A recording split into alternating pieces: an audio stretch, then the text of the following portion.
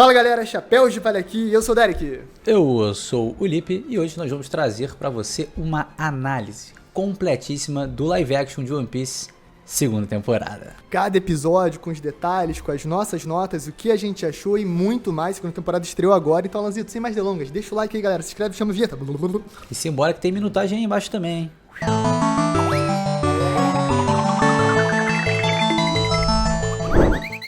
O episódio 1, com a direção da Emma Sullivan, a gente já falou com bastante detalhe aqui no canal. Eu recomendo ir lá checar, mas a gente pode falar aqui, Lipe, só pra dar um reforço ali, grandes momentos, né? Introdução do Smoker, o Chapéu de Palha se reunindo e principalmente a introdução da Robin, eu acho que marcou muito a gente. Uma adaptação muito boa também em Logtown, muita coisa diferente, mas enriquecendo a narrativa, pegando pontos lá do futuro e trazendo o presente. Muito legal. Inclusive, acho que a gente já pode cravar aqui uma nota para servir como parâmetro para os próximos episódios, Derek. Boa, Lipe, bem pensado. Cara, eu vou ser conservador, eu gostei desse primeiro episódio, mas teve alguns elementos ali que eu admito que me incomodaram, eu comentei também lá no vídeo, assim, mais a fundo. A introdução do Bartolomeu foi interessante e foi uma coisa que eu só consegui perceber depois vendo a série inteira, que é o Bartolomeu ali, eu achei meio descaracterizado ali, eu senti ele meio, um cara muito fechadão, sempre emburrado e tal, completamente diferente do Bartolomeu que a gente conhece. Mas eu acho que o ponto era esse, né? É a gente ver como os Chapéus de Palha alteram a vida do Bartolomeu. Ele. E eu acho que isso vai acontecer também com a Vivi mais pra frente. Então, eu vou dar aqui minha nota, Lipe. Eu vou dar um 8.2 pro primeiro episódio de One Piece. Eu não achei tão forte quanto da primeira temporada, abertura. Eu achei razoável, achei bom. Mas eu acho que tem ali alguns pecadinhos que faltaram. 8.2. Gostou, Lipe? Gostei. Exatamente como eu me sinto. A gente não tinha puxado quebrado nos outros, isso aí ficou muito forte. Eu vou trabalhar só com zero. Eu vou trabalhar só com redondo. Vamos lá. E eu já vou cravar aqui, tá? Pra mim, um dos melhores episódios da temporada, quiçá o segundo melhor, vamos comentar sobre isso. Então vou cravar um 9 pra esse início. Achei muito promissor, muito legal. E a gente vai ver no decorrer também aqui da análise como ele foi um episódio muito bem feito. Muito bem feito.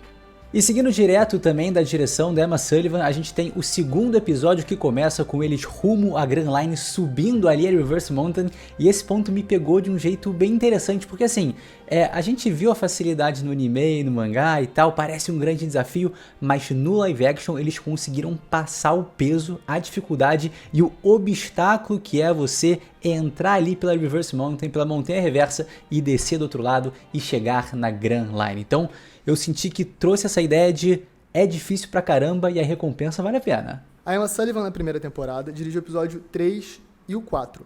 Eu fiquei com bode da nossa querida Emma Sullivan, porque esses eu achei que são os episódios mais fracos da primeira temporada. Mas eu tenho que dizer, nessa segunda, eu percebi que teve realmente uma nova visão ali, que era tentar colocar os Chapéus de Palha nas cenas com, eu acho que uma ação mais fluida, porque no 3 e 4 é também a parte do Sop ali, do Capitão Kuro, que eu acho que talvez foi uma parte que não ficou tão bem adaptada. Nessa a gente sentiu mais mudanças de roteiro, mas acho que trouxe mais autoralidade, mais conforto pra diretora. E eu tenho que falar uma coisa, assim, como fã de One Piece, vamos falar das coisas básicas. Cada episódio na série tem um trocadilho em inglês, esse é Good Whale Hunting, que é um trocadilho com Good Will Hunting, que além de ser um filme muito famoso, também Filmaço, é uma expressão... um dos meus filmes favoritos, inclusive. Good Whale Hunting, né? Caçar baleia, baleia branca, Moby Dick, toma ali trocadilho. Labum. A gente ficou feliz com a Labum? Eu fiquei, eu gostei da Labum. Me incomodou o olho da Labum um pouco? Eu acho que às vezes me incomodou um pouco o olho da Labum, às vezes me dava uma sensação muito, tipo assim, sinta a pena desse bichinho. E, cara, eu não sei se é porque eu já vi muita cachalote na vida, era um olho tão grande que me assustava, tá ligado? E aí tem uma hora que a gente vê a Labum de frente, que ela tá com os dois olhos olhando pra frente, que me deu muita estranheza, me deu muita angústia. Dito isso, eu tava assim envolvido pela cena, eu acho que em especial pela atuação do Brook. O Marshall Chan Abachaman é o ator que faz o Brook, e ele trouxe ali um Brook com muito swag, muito soul, bastante violino ali. Eu acho que foi o momento mais forte do episódio, qualquer momento que o Brook tava em cena. A gente também teve as cenas com o Calico York também, bem marcantes, e o Crocus também. O que você achou do Crocus, Lipe? Cara, pra ser bem sincero, eu achei que o Crocus foi uma das melhores caracterizações que a gente teve nesse live action, não só a segunda temporada, contando a primeira também, ficou muito bom. A cabeça dele de coco tá muito boa. E a performance do ator também tá incrível. Então assim, eu gostei muito, gostei também desse episódio como um todo. Eu achei a relação ali de, cara, mais uma vez, puxar as coisas lá da frente, Piratas Rumbar, trazer o Brook, Binks no saque, a importância e tal, tudo já pro início ali, funciona. Tem que fazer isso nesse live action, porque se o Oda reescrevesse o mangá, como você comentou também no nosso outro vídeo, cara, talvez fosse algo que ele gostaria de fazer. Então ver o live action fazendo isso é muito bom. Eu me emocionei com a nossa querida Labunzinha, tá? Eu não senti esse problema com o olhar, na verdade o olhar me cativou. Eu senti ali o choro. Cara, baleia chorando. Baleia chorando. Baleia chorando, também me pegou muito. Eu me entreguei. Eu fiquei muito assim, gente, o bicho já tá molhado na água. Tinha que jogar a lágrima da baleia falei, descendo. Tô chorando junto, vai baleia, chora baleia que eu vou chorar também. Então eu gostei pra caramba desse ponto. Achei a conexão emocional, né, que tem ali com o vínculo através da música da Labum com o Luffy bacana. Quando ele começa a dançar meio Nika, assim, Vamos falar né? dessa cena aqui, porque eu acho que essa cena gerou bastante burburinho na internet. Muita gente criticou essa cena, falou, a atuação do Inaki tá ridícula e tal. E é engraçado, porque quando eu vi a cena, eu falei, caraca, que solução interessante. Que ideia maneira pra esse momento, porque o Luffy enfia porrada na Labum, gente. Ele sai no soco com a baleia no mangá, tudo bem, de brincadeira ali, na rivalidade, mas não faria sentido botar o Inaki Godoy pra socar a baleia, pra gerar... Eu achei uma ideia interessante porque o Luffy fala, um pirata cantava muito essa música pra mim. E era, obviamente, o Shanks, né, galera? A gente sabe dessa conexão. De novo ali, o roteiro meio que se auto-amarrando. Então, eu achei que foi muito boa essa cena que você comentou, Lipe. Até na posezinha do Nika ali, usando a musicalidade pra gerar essa conexão, que é muito mais forte pra Labum, ali, pelo que foi apresentado na série, do que a brincadeira dos socos e não mexe ali na tinta e tal. Achei uma solução bem doce e bem maneira. E eu gostei que isso vem logo depois também da gente ter um paralelo claro entre o Luffy perdendo os seus Nakamas, a Labum perdendo os seus Nakamas e o Crocus levantando a provocação. Você aceitaria perder os seus companheiros?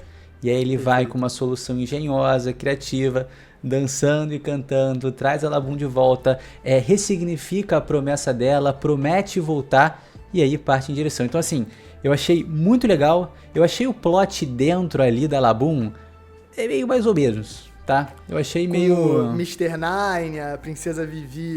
não Miss me pegou Wednesday. Muito não. A gente viu um Sanji meio medroso, um Usopp mais corajoso. Eu fiquei, Sanji medroso? Usopp corajoso? Isso aqui tá invertido alguma coisa ali? Eu senti certa estranheza ali, tá? O Sanji mandando o Usopp ir lá pegar o bagulho porque ele não vai... Eu achei assim, mas eu achei engraçado também, né? Ali dentro da caracterização, eu entendi, porque no nossa série, né, no mangá, no anime, tu tem todo um complexo ali de canos, o Crocus vai e vem, a Labum tem um lugar dentro do estômago dela pra ficar ali meio relaxado, e eles cortaram isso tudo. Eu acho que fez sentido cortar, porque realmente ia ficar uma adaptação bem complicada de fazer, e geraram uma tensão ali, tipo assim, o ácido vai te derreter, uma coisa meio Gepeto no escuro, Mr. Nine e Miss Wednesday zaralhando. E outro ponto muito interessante, eu achei Mr. Nine muito, muito, muito bom, cara. É Mr. Nine? A gente tem que falar dele. É o Mr. Nine. A gente vai falar dele. Porque a participação dele como vilão foi a minha favorita, cara. Foi a minha favorita entre tantos ali que estão espetaculares. Quando a gente chegar mais à frente, a gente vai ver que o Mr. Tree ali também, enfim, todos muito bons. Mas o Mr. Nine, mano, do início ao fim, que participação. Até correndo lá do Zoo, enfim, vamos falar. Eu acho que porque você espera pouco dele, ele gera grandes momentos também.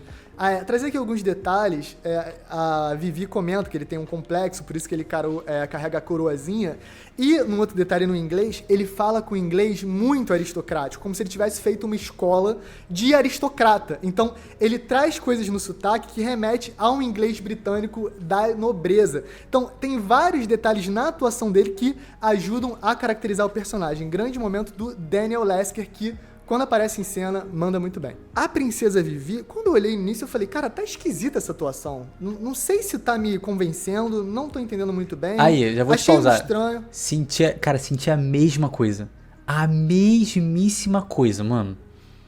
Exato. E aí eu fiquei tipo assim, cara, não sei se eu tô gostando, tá meio rabugenta, tá meio emburrada e tal. E aí depois, quando bate o episódio 5, 6, 7, que ela se torna a princesa Quando entra Vivi, a Vivi, e esquece. deixa de ser a Miss Wednesday, quando ela confia no É isso. Cara, que É construção exatamente bem feita, entendeu? A gente esquece que a pior pessoa pra acompanhar a adaptação é quem já viu, né? Porque você tá esperando a princesa Vivi e você não tá encontrando a princesa Vivi, tá encontrando a Miss Wednesday. Miss Wednesday. Quando chega o roteiro essa é uma princesa tentando se passar por uma assassina, tentando esconder a identidade dela. E é isso que a Charitra fez. Muito bem feito. Gostei demais e essa estranheza é boa. Eu acho que ela foi muito proposital, né? Chegou ali, apareceu, eu falei... tá meio esquisito, tá meio estranho. No terceiro episódio também não me convenceu muito. Aí já no quarto pra quinto eu falei, opa... Peraí que agora eu entendi qual é a ideia com a personagem e funciona bem demais. Depois que se assume Vivi, Princesa de Alabasta, irmão, outra coisa. E Gostei se a gente muito. quiser se aprofundar ainda mais, porque a Vivi não é uma boa assassina. E ela não é uma boa pessoa se fazendo passar por assassina. Talvez ela force a mão, talvez ela não consiga passar essa energia. Enquanto a Robin, que a gente conhece muito bem e já tem anos de experiência, cara, ela te convence do início ao fim. Do início ao fim. Então, jogar também esse contraste, não sei se foi intencional do Oda, mas no live action ficou muito bem colocado. E só pra fechar aqui o episódio 2, a gente tem uma participação também bem pequena ali do Garp, do Kobe e do Helmeppo, que é fundamental para a relação do Smoker com a Tashigi. O Kobe ele vai influenciar a garota a buscar sua própria justiça. Ela começa a se tornar mais rebelde e tudo mais, mas isso vai criar um vínculo mais forte entre ela e o seu capitão, né? Enfim, achei legal, achei que foi um detalhe bacana, porque é basicamente o que eu falei no outro vídeo. É a vontade herdada. É o Garp passando pro Smoker, agora esse moleque aí, tu que vai acabar buscando, né? Apesar do Garp ter ficado meio assim. E a garota a substitui o papel do Helmeppo e do Kobe, indo atrás do Luffy e também do Zoro. Então, ficou bom. Eu gostei. Eu acho que pra gente que é fã também passou uma ideia do Garp de assim, ele tem o Crocodile em mente, ele tem o Crocodile à vista, mas ele sabe que não é necessariamente ele que pode ir lá e resolver. Então ele quer colocar o Smoker na trilha do verdadeiro problema. Que pode parecer pra gente que é só tirar o Luffy da cena, mas na verdade a gente sabe que conhecendo o Garp é algo ainda maior. E o Smoker vai percebendo isso durante a série, que também fica muito bom. Amei aquela cena inicial entre os dois, foi top. Nota para o episódio 2, Derek? Eu vou dar um 8.7 para o episódio 2. 8.5, fecha em 8.5. Beleza.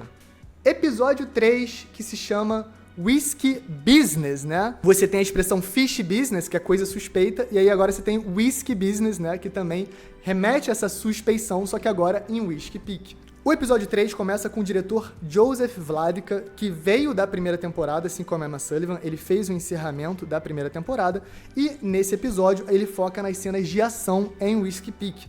Ele realmente deu essa vibe na primeira temporada de ser um diretor voltado para ação e tem muita ação nesse episódio, bastante porradaria. Inclusive, eu acho que é nesse episódio que o McKenny comenta que ele trouxe dublês diretamente do Japão para coordenar as cenas dele, teve uma cena ali de 15 minutos de ação, a lá Demolidor. Mas, Olipe, eu vou falar uma coisa de cena de ação aqui que vai ser um pouco crítica logo de cara. Menos sangue do que na primeira temporada. Menos sangue, menos brutalidade. Teve sim seus momentos e tal, mas eu queria mais. Eu queria um pouquinho mais. Eles seguraram. Tu queria um Mister 3.5. Queria, na verdade, um Mister 4.5, que era o Mister 9 perna do Zé só no osso, tá ligado? Eu sinto saudade um pouco dessas coisas. Eu senti que na cena do Zoro podia ter um pouco mais de brutalidade, sim. Mas a coreografia em si de ação, excelente. Grande maneira, pô, muito legal, tá movimentos claros, específicos. Talvez tenha ficado muito longa essa sequência. Eu tava assistindo com a minha esposa, na verdade eu assisti, depois assisti de novo com ela, e ela falou, caramba, essa cena tá bem longa, né? Assim, animada. E ainda tava antes da metade da cena. Então, assim, ela vai se estendendo, vai se estendendo. E aí pausa, vamos pra outra cena, volta pra ela, porradaria tá comendo, tá acontecendo, mas quando começa ali a contagem regressiva, né? Na verdade a contagem até chegar no 100, cara, 77, aí depois 89, aí depois 95, 96, 97, 99, 100. Cara, muito legal. Sim. Uma coisa que eu fiquei meio assim, foi logo no comecinho do episódio, né, quando eles são distraídos pela Miss Wednesday, e aí ela libera o Mr. Nine e eles fogem. Eles fogem mergulhando na água. E o Chapéu de Palha falam, já era. Eles falam, Já era, não tem como mais agora, né? Eles estão nadando ali igual uns bostas, mas... Depois de momento, uma equipe Rocket, né? Tipo assim, pra salvar o mundo. Agora, pula pra trás assim, ó. Aí mergulha na água. E aí eles tipo, Eu fiquei meio, tá, liberdade poética, deixa passar. E aí quando a gente entra na Ilha do Cacto ali em Whiskey Peak, pô, toda a vibe, toda a galera, toda aquela comoção com eles chegando, nossa, piratas, que alegria. E a participação do Igaran, Mr. 8, cara, muito legal. Que atuação brilhante também. Gostei do Mamamá, muito bom. É engraçado já, fazendo essa conexão. Teve a cena da hipnose do Luffy, né, com o Igaran tocando um sax ali. Eu achei muito bom. Então, eu senti cringice, pô. Desculpa o termo. Tu sentiu cringe? Eu senti cringice. Eu tava e assim, mano, eu abraço ridículo. Eu abraço muito ridículo. Eu abraço muito ridículo. Eu tô assim, pelo fã, pela diversão, bagulho doido. Mas quando ela começou a fazer, eu fiquei tipo assim, ó. Mano, eu falei, é isso que eu quero. Quando ele puxou o sax e o Luffy ficou, estou ficando hipnotizado. Então, eu falei, mano, eu falei, mano, absurdo. Eu também estou hipnotizado. Mas quando ela começou, o bagulho fiquei tipo assim, mano, foi muito ridículo. Mas achei maravilhoso. Eu gostei, pra ser sincero, do quão ridículo foi. Tipo assim, eu gostei que eles realmente sacaram um sax. Tipo assim, não, galera, só a hipnose da rebolação não seria o suficiente. Mas com a trilha do sax, o Luffy certamente vai se desmaiar. E foi verdade, a gente viu acontecendo na tela, foi divertida essa cena. Cara, eu vou pular umas partes aqui longas. Eu vou falar uma parada, já que a gente tá falando do Igaran. O Mr. Five explode ele de uma maneira mais dolorosa e uma imolação instantânea insana. Só vai. Tipo assim, pegaram toda a violência do Zoro e deram pro Mr. Five e falaram, toma, pode incinerar esse homem inocente aqui na frente de todos. Muito brutal, muito mais brutal do que foi no mangá e no anime. Mas é isso, morreu o Igaran, né? Foi triste duro, fim, gente. mas curta e boa participação, né? Boa participação. A gente também tem a maior participação aí do Mr. Five, da Miss Valentine também, que se introduzem bem. E mais uma vez, cara, a escolha do Cash pra galera da Baroque Works, irmão, tá muito cara, bom, pô. Impressionante, eu tô pensando impressionante. Aqui, até os... a gente vai comentar mais pra frente, né? Até os aleatórios que mal aparecem, ótimos, né? Tipo a mulher do beisebol. Temos que comentar sobre algumas coisas. A primeira, pra mim, é o seguinte. A melhor parte desse episódio, na minha opinião, na verdade foi uma coisa que não colocaram. Porque eles cortaram o confronto entre Luffy e Zoro. Foi, verdade. Aquela bananada que tem, que pra mim é talvez o pior capítulo de One Piece da história. Então, pra gente que tá reclamando que não faz sentido o Luffy desmaiar com a hipnose, ele sair na porrada com o Zoro, sério? Cara, mas... Não poderia falar uma palavra. Falar, gente, não, esses caras aqui estão traindo a gente, pô, é isso, eles estão querendo matar a gente. A própria condução disso no episódio ficou legal, né? No tipo assim, a Nami descobrindo, o Zoro já sim. indo lá dar o mijão e a galera chegando pra querer pegar ele na porrada e ele, opa, peraí, que eu já saquei highlight. Tudo. Sanji e o Sop loucos pra brocar! Esse é outro ponto. Loucos pra molhar o biscoito! Eles queriam molhar o biscoito deles! Eu já vou cantar a pedra aqui, tá? O Jacob, mano, esquece. Jacob Romero? Cara, a lenda? O melhor. Pra mim, performance nota 10. Toda a participação do Sop incrível, multifacetado, no medo, na alegria, na tristeza, ele é o Cop. Na coragem. Nossa senhora, mano.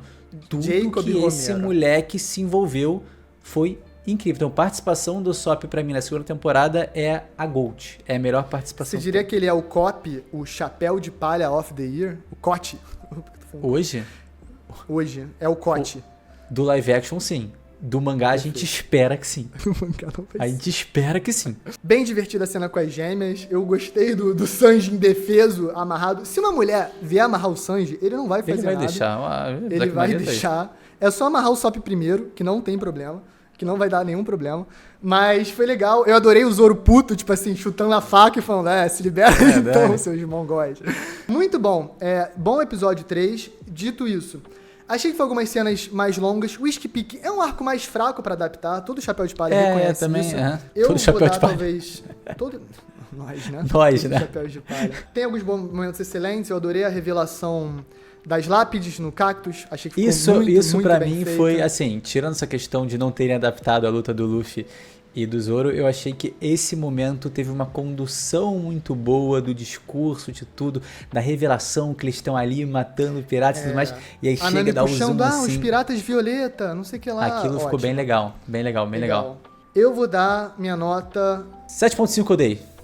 Tu deu Tá 7.5? 7.5. Caraca, Lipto, foi duro. É, eu ia dar 7.8, eu fiquei com medo. Não, Tá bom. pode dar tranquilo. 7.8. Eu achei, então, assim, 7.8. Primeiro 9, o outro 8.5, depois 7.5 suave na nave. E o 7.5 não é baixo não, gente, é bom. Não, e a gente tá comparando já sabendo que é um live action bom. Assim, a gente tem que comentar isso. Subiu o sarrafo. A primeira temporada a gente tava com expectativa leve, sem querer botar muita pressão. Agora o sarrafo subiu. Eu acho que vale comentar também, só pra gente não deixar isso passar direto, a gente teve o fim do Mr. Nine ali nas mãos da Miss Valentine e, cara, brilhante momento. Muito bom, né? A gente sabe que na real, no canônico, ele sobrevive, tem um filhinho ali com a Miss Monday, é muito bonitinho, muito legal, mas parece que nesse aí, ó, igual o Igaran, eles vão sendo passados. 7.8 pra mim, 7.5 pro Lipe. Bota Bora. aí na tela, Lanzito, não deixa. Seguimos então para o episódio 4, dirigido pelo Christoph Schul. E a gente tem ali a chegada a Little Garden. E se a gente tava falando sobre a participação do Sop, aqui ele ganha o brilho que merece ganhar. É engraçado porque o Sop em Little Garden discretamente vira o fio condutor da ação. Porque quando tudo rui, sobra muito pro Sop e isso vai sendo construído devagar, com inteligência, entre o episódio 4 e o episódio 5. Os dois são dirigidos pelo mesmo Christoph Schul e, né, vocês já devem ter notado, em One Piece rola muito isso, né? Eles dão blocos de episódios para diretores poderem trabalhar ali com foco, com liberdade, e o 4 e 5 é do Christoph Schul. Little Garden é muito maneiro, eu adorei a vibe tropical, o Sop com medo voltando, ótimo, já começou o arco do Sop, enquanto os Chapéus de Palha vão negociando ali cada nova ação. Lipe, um dos highlights que eu quero comentar contigo antes de tudo, você é meu grande amigo. Sanji versus Zoro com o Tiranossauro Rex. É muito bom, é muito legal. É muito bom. Caralho, muito bom. que grande highlight, grande momento, cara. Então, o Sanji quebrando o pescoço e o Zoro cortando a barriga. É uma referência. Sabe qual é a referência? Qual é a referência? De como Ao cada Bartolomeu Kuma em Sabaody. Ao retorno de Sabaody pós-time skip. Que o Zoro corta o Kuma e o Sanji quebra o pescoço dele. Então o Tiranossauro Rex ali tá se utilizando das questões que foram feitas contra o Kuma. O Kuma não, né? O pacifista no retorno a Sabaody. Então eu achei isso muito legal. Por quê? Porque eles mudaram. A aposta era quem pega o maior jantar. O Sanji trazia, mano, um dinossauro enorme, o Zoro trazia um dinossauro enorme, mas nesse momento eles preferiram colocar uma parada referência a um combate lá futuro, lá na frente, para reduzir. Porque isso é algo que a gente como espectador tem que ter em mente também. Essa redução do live action, cara, é essencial para poder ter um episódio de 1 hora. É literalmente Se tu coloca o Zoro pra ir pra um canto, o Sanji pra ir pra outro canto, pra cada um pegar um dinossauro, e aí poder fazer o paralelo certinho com o Dory e com o Brog, que inclusive... Inclusive, né, eles não tiveram revelados quais eram os seus dinossauros, porque a gente sabe que são aqueles ossos gigantescos que tem na ilha ali, né, que eles pegaram, mas no live action eles deixaram isso passar um pouco. Eu achei que poderia ter ficado mais explícito, mas tá na lore ali, tá oculto, então tá funcionando, tá tranquilo. Achei brilhante, achei muito bom essa compactação. Agora, vou falar dos gigantes. Eu amei o Brog, eu achei sensacional. Não, deixa eu falar antes então, que eu vou falar a mesma coisa. O Brog é espetacular, o Dory tá devendo. Exato. É isso. Eu acho que todo mundo sentiu isso, talvez. Eu acho que e outra coisa, Lipe, tu lembra, né? Quando apareceu Dory Brog, eu falei, esse Dory não tá me convencendo muito. Sei mesmo. Esse Dory podia ser mais armáriozão, mais aura. Então, vamos lá. Eu entendi o arquétipo que o autor tava querendo fazer na série. Um cara mais gentil, mais seguro e parceiro e guerreiro, mas não um brutamonte, maluco e tal. Ok. #ogro azul. Né? Ok, eu entendi. O Brog era mais expansivo, mais gargalhante, mais... Mas o Dory é tudo isso e mais também, entendeu? Então, eles são muito dava semelhantes. pra ter feito uma atuação mais expansiva. Não sei se a atuação do Brog segurou um pouco a do Ou Dory. a própria às vezes direção acontece. também, né? Pedindo pra ele Pode ser um ser a pouco mais direção. recatado. Sim, pois é. Mas nos momentos de brilhar do Dory, eu senti que faltou. E nos momentos de brilhar do Brog, eu acho que ele brilhou muito mais do que o papel tornava capaz. Entregou. Então, entregou muito, achei sensacional, mas logo de cara já senti essa diferenciação entre os dois. E isso é curioso porque, assim, você percebeu a mudança que eles fizeram? Uma mudança bem significativa, mas que não muda tanta coisa? O Dory derrota o Brog. E no original é o inverso disso. Eu acho que eles fizeram dessa forma porque tava rolando um envolvimento mais emocional ali com o Brog, né, Nami e o Sop. E aí falaram, pô, vamos derrubar esse cara pra trazer mais envolvimento emocional do Sop. Mas ao mesmo tempo também poderia ter só invertido, né? O Sop e a Nami terem encontrado o Dory ao invés do Brog, enfim. Às vezes é coisa que você decide na hora. Às vezes você na hora percebeu no set que o Brog tá rendendo bem mais. E às vezes não é uma mudança que, entendeu? Vai que ele. coisa de... tudo que acontece com o Dory acontece com o Brog em termos de edição e efeitos especiais. Então, eu acho que não seria um grande problema e a gente não vai ficar sabendo. O fato é que a gente também tem que ser justo, né? O diálogo, o roteiro do Brog era melhor que o do Dory. Ele tinha momentos mais emocionantes, momentos de mais caracterização, mais longos, e o Sop tá ali do lado dele contracenando, ajuda bastante também. Então, teve isso aí. Agora, temos que levantar alguns pontos, como, por exemplo, referências extremamente poderosas, né, sendo trazidas em diálogo e também em visual. Vamos louvar o Deus do Sol, perfeito. Logo mais eles comentam, Deus do Sol, Nika. Sabia que nesse momento, quando começou o do Nika, aqui ó, nosso Nika aqui, nosso querido, começou a me dar um... Fanservice? Fanservicezão? Quando chegou as 3 estátuas ali, que é uma estátua do Loki, aquela estátua do Loki, assim, não faz sentido. Primeiro que é uma referência à silhueta, mas ao mesmo tempo, por que eles carregariam uma estátua do Loki se ele nem estava vivo na época que eles estavam lá? Mas e o mural Harley? Aquela silhueta fake do Loki feio entregando a planta pra Lola. O que tá acontecendo? É o Loki de Chernobyl entregando, e aí tem um pica-pau biruta lá atrás do Nika. Eu fiquei tipo assim, tá, eu entendi, eu não posso ser tão cri-cri nisso e ficar tipo, não, mas é... Mas ao mesmo tempo eu falei, pô, mas não tem lógica não. Só pra fazer compor ali uma paisagem, ser um easter egg. É um easter egg. A lógica que eles vão trazer é que eles podem ter os símbolos lá de Elbaf, que eles trouxeram no navio e que largou lá, dane-se. O Loki de Chernobyl. E um boneco do Brog também. O Dory tinha um boneco do Brog. Entendi. E um boneco de Nika. Aí tinha um boneco de Loki de Chernobyl, do Brog e de Nika. Aí eu fiquei assim, ó. Tá bom. Foi, né? Até porque tem coisas que são um pouquinho forçado pro fanservice. Às vezes é só pra ser um easter egg mesmo, e eu tô querendo muita justificativa e razão pra aquilo. Mas a mim não pegou muito. A gente também tem que comentar que, tipo assim, entre as coisas que a gente repara... Entre as pessoas que já são fãs de One Piece, a gente repara muito mais do que os fãs de One Piece reparam. Inclusive, falando em ser maluco da cabeça, eu fiquei maluco pelos óculos do Mr. Five no barco. Você reparou que na embarcação tem os óculos? Claro. Eu não sei se é design do Oda, se em algum momento ele botou no SBS e tal, ou se é design original do live action, mas ficou muito engraçado.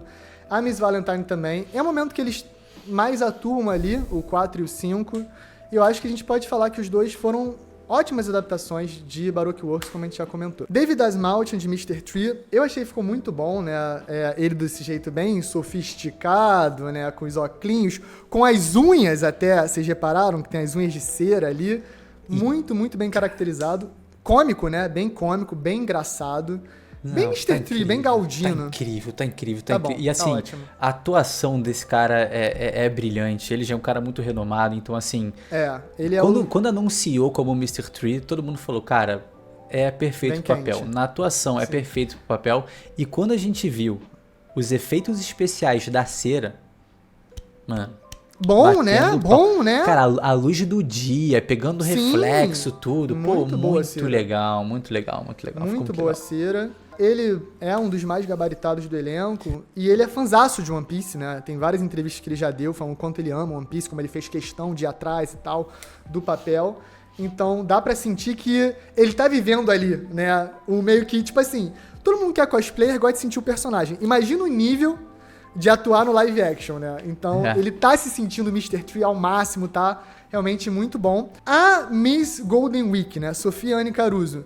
Ela tinha um papel bem difícil, na minha opinião, que é fazer a tinta parecer uma arma letal, ser convincente, mudar com os humores. E ela parece mais emburrada do que a Miss Golden Week de verdade, que dava mais aquela vibe de uma criança. É porque ela parece jovial, mais velha também, Ela parece mais velha. Exato. Ela é mais velha. Ela é do mais que a Miss velha, Golden Week é pra ser, ou pelo menos aparentar. Então eu senti que também não conseguiu traduzir perfeitamente a personagem, porque pela própria escolha, né? Por ser mais velha, por não ser uma criança, por não aparentar uma criança e tudo. Não sei a idade dela exatamente, mas a atuação foi razoável. Eu senti falta de uma jovialidade, que ela podia passar, independente da idade, mas eu senti que ela não fez questão de passar, tipo assim, uma coisa infantil, mais além de, tipo assim... Perfeito. Ela parecia mimada, mas não de uma maneira exatamente, necessariamente infantil. Né? Eu acho que a gente tá lidando com muito adulto mimado ultimamente, que talvez esteja atrapalhando o nosso filtro. Eu gostei, achei mais fraca entre os caras da Baroque Works ali. Outro ponto também, o Inaki Godoy também tem um papel bem difícil nesse momento, que é representar essas emoções conflitantes, muito duras, sendo segurado por nada, né? Só tem uma tinta na tua cara, isso meio que tem que parecer que tá te prendendo.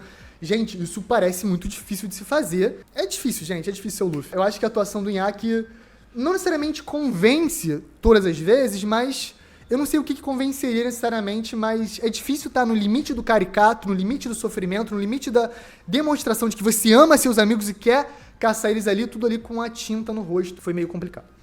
Você puxou esse ponto da questão da atuação e eu sinto que todos os chapéus de palha, eles são uma reprodução do personagem na vida real. Só que o Luffy, ele tá mais caricato.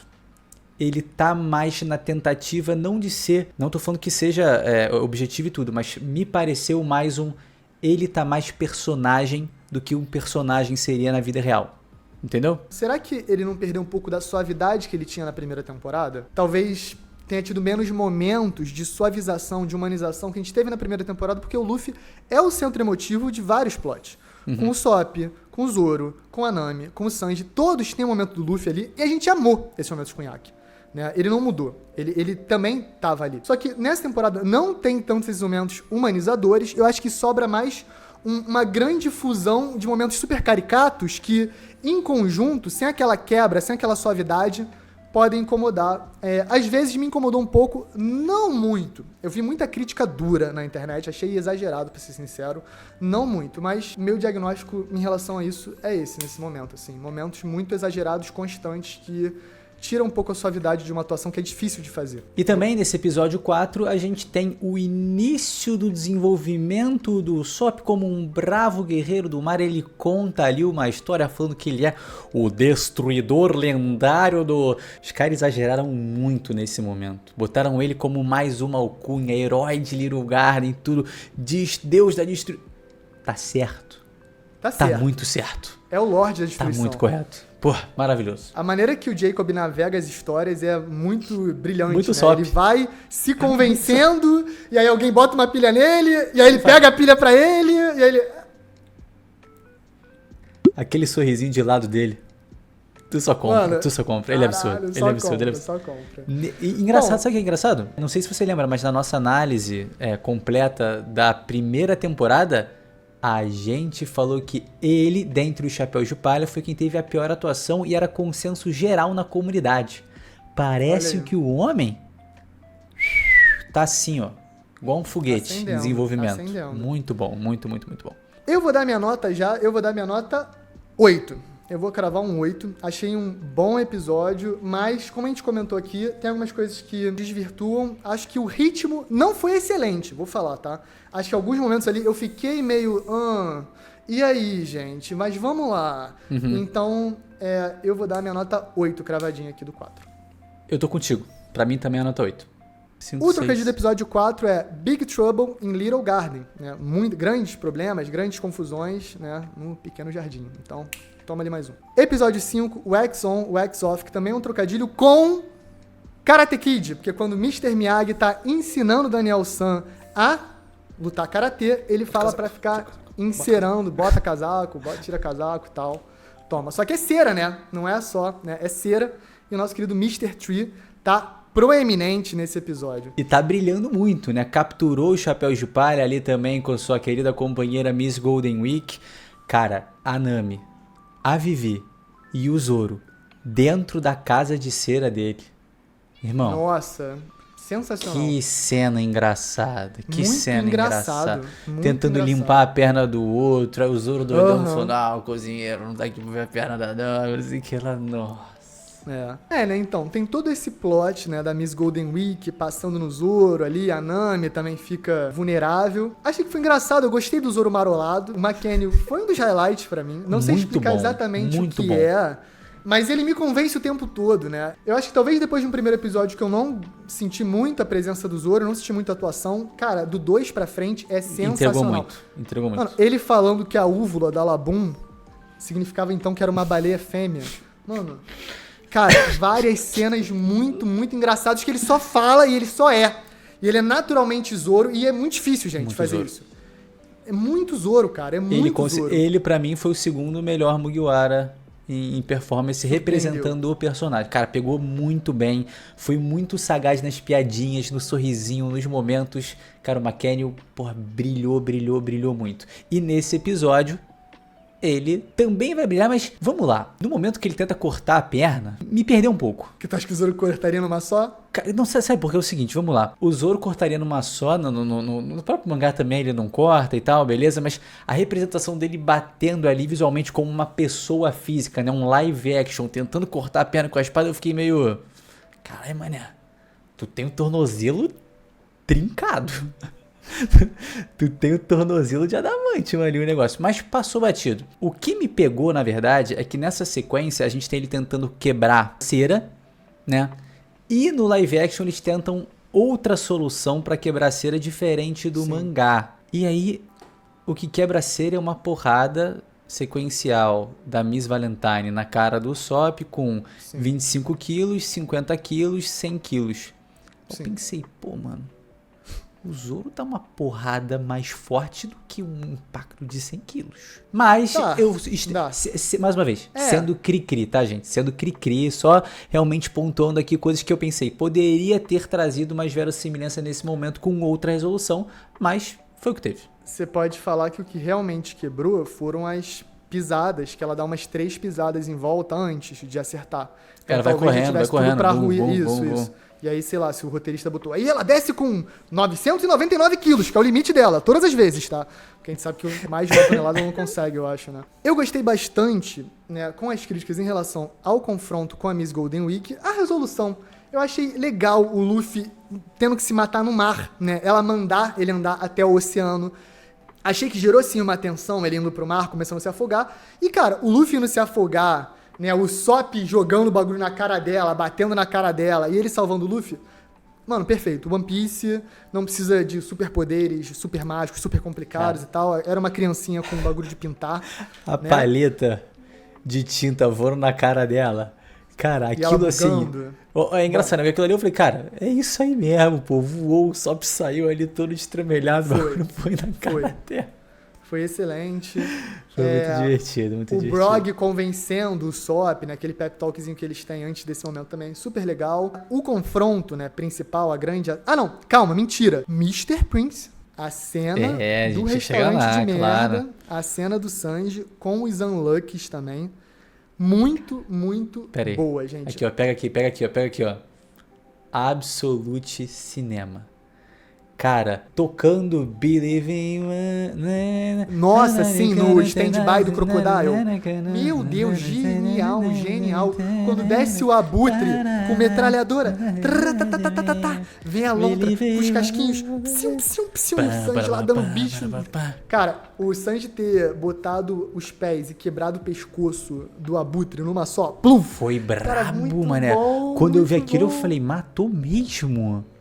Matou de cara. morte e a matada. metralhagem ali. Cara, Foi perfeita a cena. Foi perfeita a cena. Cara, foi muito, a muito luta, forte. o Dendemushi tocando, o Guaxinim lá pulando, o Sanji chutando tudo que é lado, nem conseguindo enxergar o bicho direito. Aí o bicho vai pra mesa, ele bate, ele faz tudo, cara. E o bicho descendo e ele sangrando todo. E aí a musiquinha lá, o bicho Big Wonderland. A mãozinha do Crocodile batendo na mesa Crocodile impaciente. cutucando. Ai, meu Deus do céu. Muito, muito bom. Cara, Muito que bom, cena muito, muito, maravilhosa. O Sanji participa pouco de Little Garden porque ele tem a própria side quest dele. E geralmente é assim, cada Chapéu de Palha tem sua side quest. Só que essa valeu muito a pena mostrar e foi muito bem adaptada. A gente sai aí da Casa de Cera então, nosso querido Sanji consegue, né, o Eternal Log Pulse pra Alabasta, que vai dar a direção ali pra próxima ilha, pra próxima que a gente tem uma muito importante pra parar, e a gente vai pros confrontos, né, desse pequeno arco. A gente tem ali o Zoro contra o Mr. Five, que é bem legal também, o Zoro até com o pré-preso ali, lutando um pouco, cortando e tal, foi muito bacana. O Usopp tendo a responsa ali naquela hora, e ele também parafraseando o Brog, né? Eu vou morrer tomando essa porrada na cara, mas eu vou morrer salvando os meus amigos, lutando por eles como um herói. Falei, vai, eu só penso soltar tudo, eles enfiam a porrada, e tem a porradaria também entre o Mr. Tree e o Luffy, que é muito divertida. Muito, muito boa. Eu adorei que, assim, não tem a gag de que o Mr. Tree não tem tempo de pintar os clones dele, que eu acho que ia ser bem engraçado se tivesse. Mas o David Dalmasmaltian tava se divertindo muito na cena, deu pra perceber que ele tava curtindo cada momento. Mr. Tree, nível Chichibukai, nível monstruoso, humilhando o Dory sozinho. É real, não tenho o que dizer, o cara solou o Dory. Uma das coisas que também tirou a moral do Dory pra gente, né, Lipe? Ele foi completamente solado, mano. Não, ele foi, pegou a mãozinha ali, ficou preso a mão e acabou, GG. Acabou, GG máximo. Mas achei a cena de combate muito boa, principalmente porque ele tomou um soco e caiu. Eu acho isso bom, entendeu? Não é todo vilão que tem que ter a resistência de 30 mil socos, que vai pegar a faca no dente e tal. Claro. No live action, essa pegada, tipo assim, cara, 2 socos meio que resolve a maior parte dos combates. É boa, é dinâmico e foi muito bom. Agora, mais uma parada. Me passa muito uma dinâmica de RPG no live action de One Piece.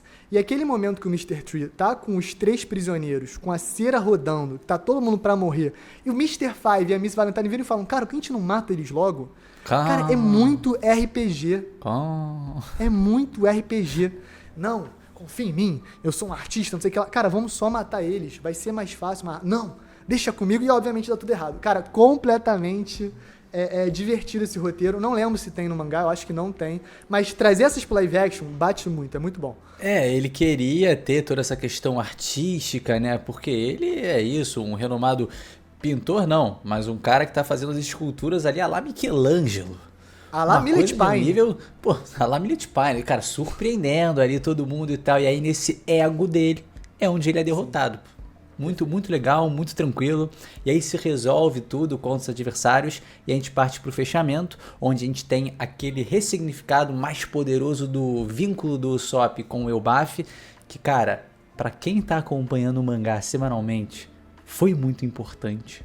Tá? Muito. Eu sinto que reacendeu a chama da esperança pro homem, porque tem que ter. Porque tem que ter o brilho. Tem que, mano, voar além da conta. No ano de 2026, Usopp precisa mais de Jacob Romero do que Jacob Romero precisa de Usopp. Jacob Romero está ajudando o Usopp como um verdadeiro Clabalterman da quarta parede. E tá sendo maravilhoso, eu tô amando. Falando em vilão, né? Cara, os caras gostam de assassinar, né? Miss Valentine no final ali virou e falou: ah, não, porque o Mr. Tree pegou ela assim, ó. Rau, toma. Achei engessou. A execução engessou. Legal. Inserou ela toda. Dá pra imaginar a cera entrando ali na garganta e, ó, o bicho destruiu as vias aéreas. Isso aqui é live action. O Smoker não brinca disso nesse live action? Botar fumaça pra dentro? Isso aqui é live action, filho. Acorda. Cuidado, inclusive, na próxima ilha. Os Chapéus de Palha saem em direção a Alabasta, Dory e Brog falam, vão pra frente, o Usopp confia. E a cena deles cortando o peixe dourado gigante cagalhão é muito Opa! Mesmo o Dory sendo auraless... Sacanagem. Não, tá irado. Grande momento. Eu gostei muito deles lá, Skall, aquele discurso dos dois. O Skall é bem... Na Suécia fazem, que na Dinamarca também fazem a mesma coisa. O famoso brinde nórdico, o campai nórdico. Kanpai nórdico. O peixe dourado gigante, o Hakoku Sovereignty. Eles falaram, né, em inglês. Juntão, foi. Nota pro episódio número 5, Lipe. Qual você dá? Eu gostei muito da participação do Sop, teve essas coisinhas que eu comentei que eu também fiquei meio assim. Eu acho que eu boto um 8 também. Acho que eu cravo um 8. Beleza. Eu vou dar um 8.3. 8.3, porque é isso. A gente comentou o que a gente gostou, o que a gente não gostou. E bola pra próxima. Então partimos para o episódio 6, que é dirigido pelo Lucas Itlin, que inclusive vai dirigir o 7 e também o 8, tá? Então a partir de agora é tudo nas mãos desse cara e vai ter comentário para ser feito acerca disso. Derek, fale o nome do episódio pra gente. Número 6, em inglês tá Nami Dearest. Só que, qual é a graça, né? Normalmente se escreveria D-E-A-R, né? Tipo assim, minha querida Nami, a mais querida Nami. Só que do jeito que escreveram Dearest é D-E-E-R. E o que é Dear? Também uma outra maneira de dizer reindeer, que é rena. Então, esse trocadilho ali, né? Oda gênio. Oda gênio. Ficou bem funny, ficou bem divertido aí esses trocadilhos. E tem esse nome porque é o episódio que a Nami fica doente e a gente parte para um país que também tá doente, a Ilha de Drum. Um ponto que a gente tem que trazer do episódio anterior que ficou faltando foi ela sendo picada pelo mosquitão que deixou ela doente. Eles cortaram isso pra justificar episódios de depois, com a doutora Kureha falando assim, ah não, mas ela foi picada por esse inseto, não sei o que lá e tal.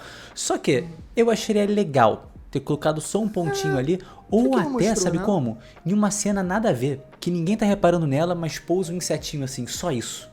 Pra mim já era o suficiente pra deixar um foreshadow ali, um indício de que isso tava pra acontecer. Achei legal a cena em que ela começa a ficar se sentindo mal. Achei interessante a escolha de... Quando ela acorda pela primeira vez depois de dormir 4 dias, é só o Sanji que tá do lado dela. Eu achei isso esquisito. Porque no mangá, essa aí é uma das minhas páginas favoritas nesse momento, que estão todos os chapéus de palha dormindo ao lado da Nami, que acorda numa madrugada e vê eles ali e se sente numa família. Pô, aquilo é lindo. Só que a ideia do Sanji estar ali é pra justificar um arco do personagem que vai ser concluído ali realmente no episódio 8. Então, vamos com calma e tendo isso em mente também. Com certeza, Lipe. Eu fiquei com uma sensação parecida, tipo assim, estranho. Ué, como assim? Ela ficou em coma 4 dias, só o Sanji tá ali? Mas os outros depois estão a gente... os outros estão tipo assim... Mas tudo bem, justo. Talvez realmente depois de 4 dias a pessoa dormindo, no momento dela acordar, não fosse estar todo mundo ali. Eu isso só pode senti ser um falta pouco mais da realista. cena. Só senti falta da cena porque ela, cara, abraça muito icônica, a Nami, que vem de um arco, tudo bem que foi a primeira temporada, mas que vem de um arco em que se sentia muito sozinha, isolada da família, de todo mundo, da irmã que amava, enfim. E é interessante, né? Momentos diferentes, soluções diferentes. Talvez se o Oda já tivesse desenhado todo o arco passado do Sanji, todo aquele background, ele trataria algumas coisas de maneira diferente. A gente não sabe. Mas agora, com todas essas informações, pegaram essa cena da Nami na cama vários dias pra falar, cara, Nami na cama vários dias, como o Sanji se sente sobre isso. E, gente, assim, eu fico arrepiado só de falar, sabe? Eu que sou filhinho de mamãe, o Lipe também, a gente sabe como é essa relação única. E o Sanji, cara, Thaís Skyler incorporou isso muito bem, mas Foi só o início. Foi incrível também.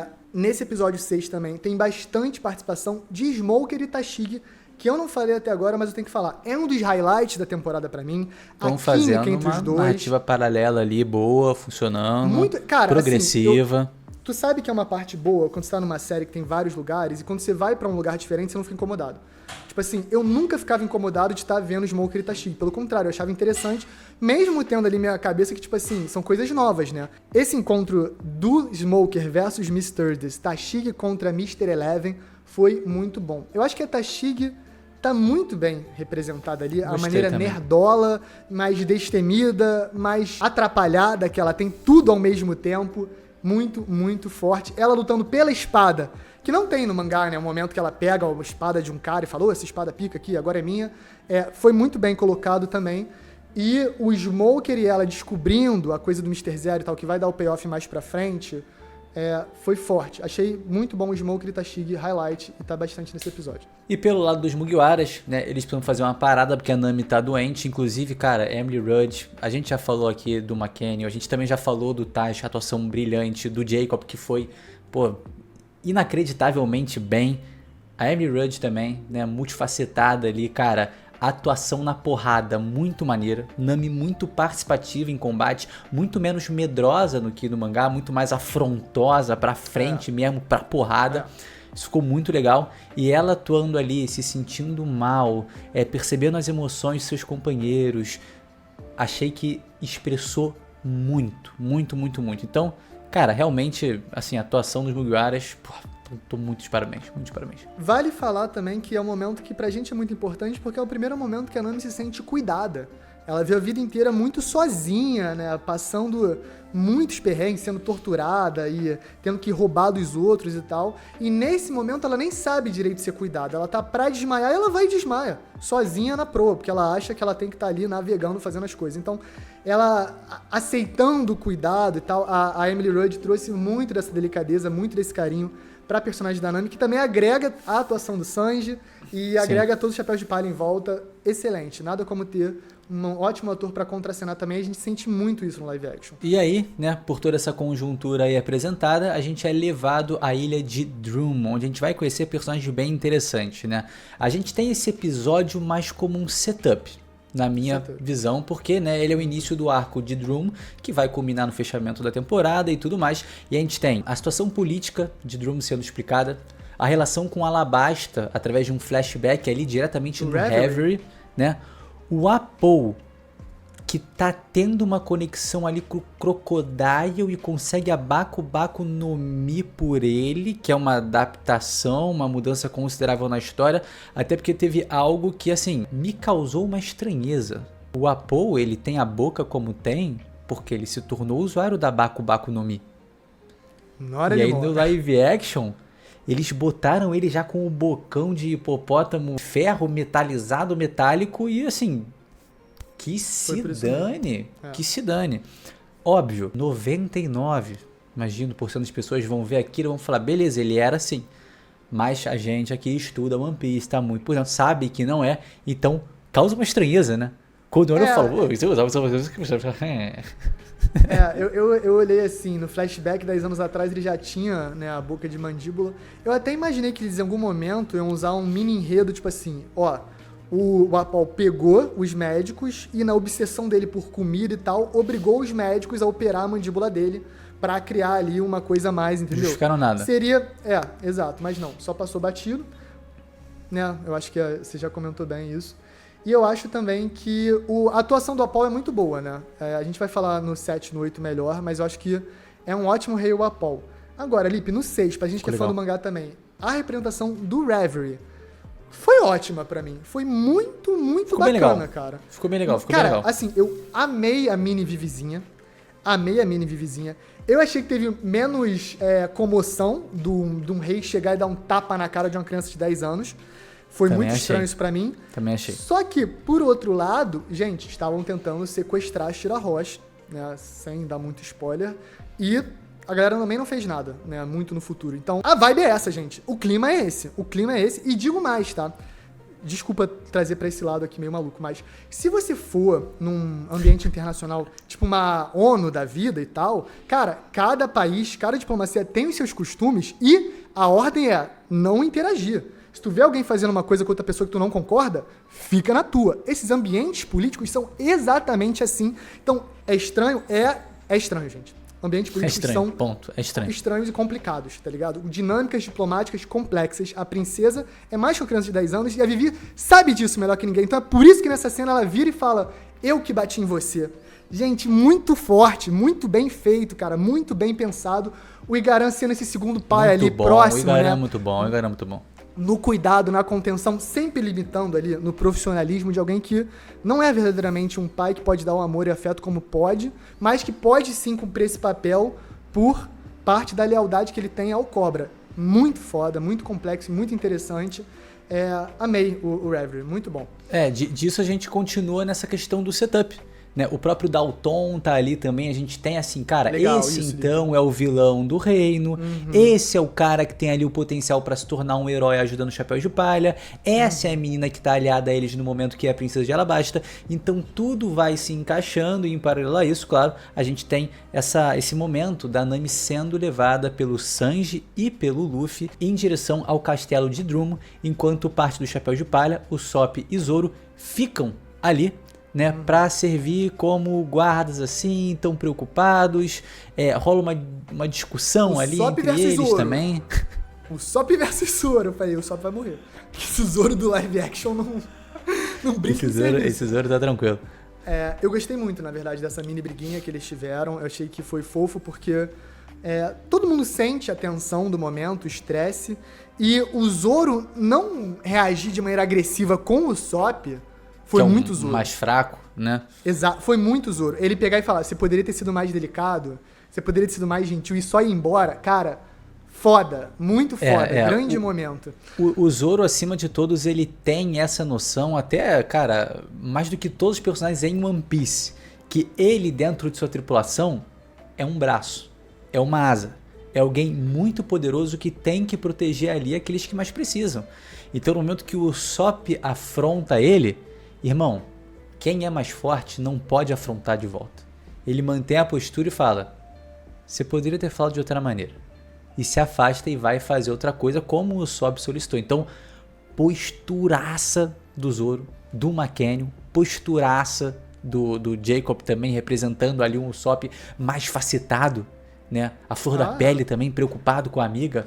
Então, já tá gostei bastante dessa parte. De Water 7 e já tá adaptando, porque a gente vê ali em Water 7 que é o Sop estressado, o Sop tenso, o Sop na flor da pele e tal. E agora o Jacob Romero tá pegando uma pitadinha dessas emoções que todo mundo tem, né? E jogando no Sop que tá tentando salvar a Vivi, tá no meio de Drum, tá morrendo de medo, acabou de ter esse rompante com os gigantes, então ele tá se sentindo mais responsável, mais altivo.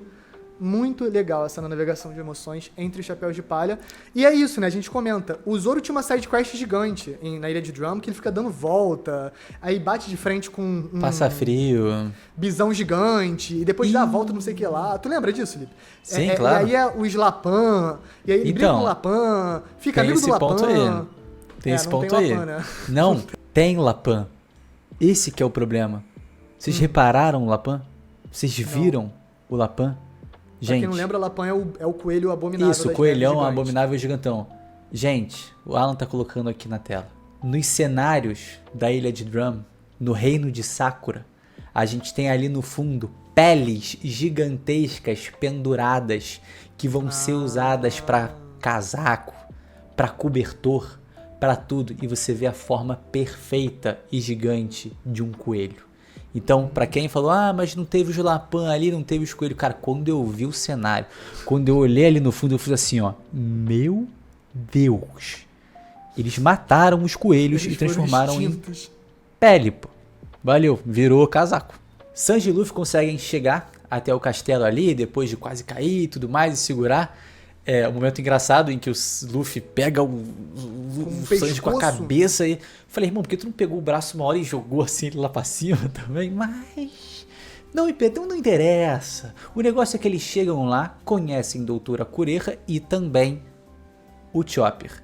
Um cara super setup sendo montado pro próximo episódio. Com certeza, esse episódio 6 é um episódio que talvez não marque tanto, não fique sendo tão rememorado. Total. Mas eu achei muito bom o episódio, levou o chapéu de palha onde tinha que levar, teve desenvolvimento de personagem e, como você falou muito bem, vai ser o setup ideal para as últimas 2 horas de ação, que, na minha opinião, são o ápice da temporada, como deveria ser. Episódio 7 e episódio 8 são excepcionais. Nota para o episódio 6. Eu quero mandar uma coisa aqui,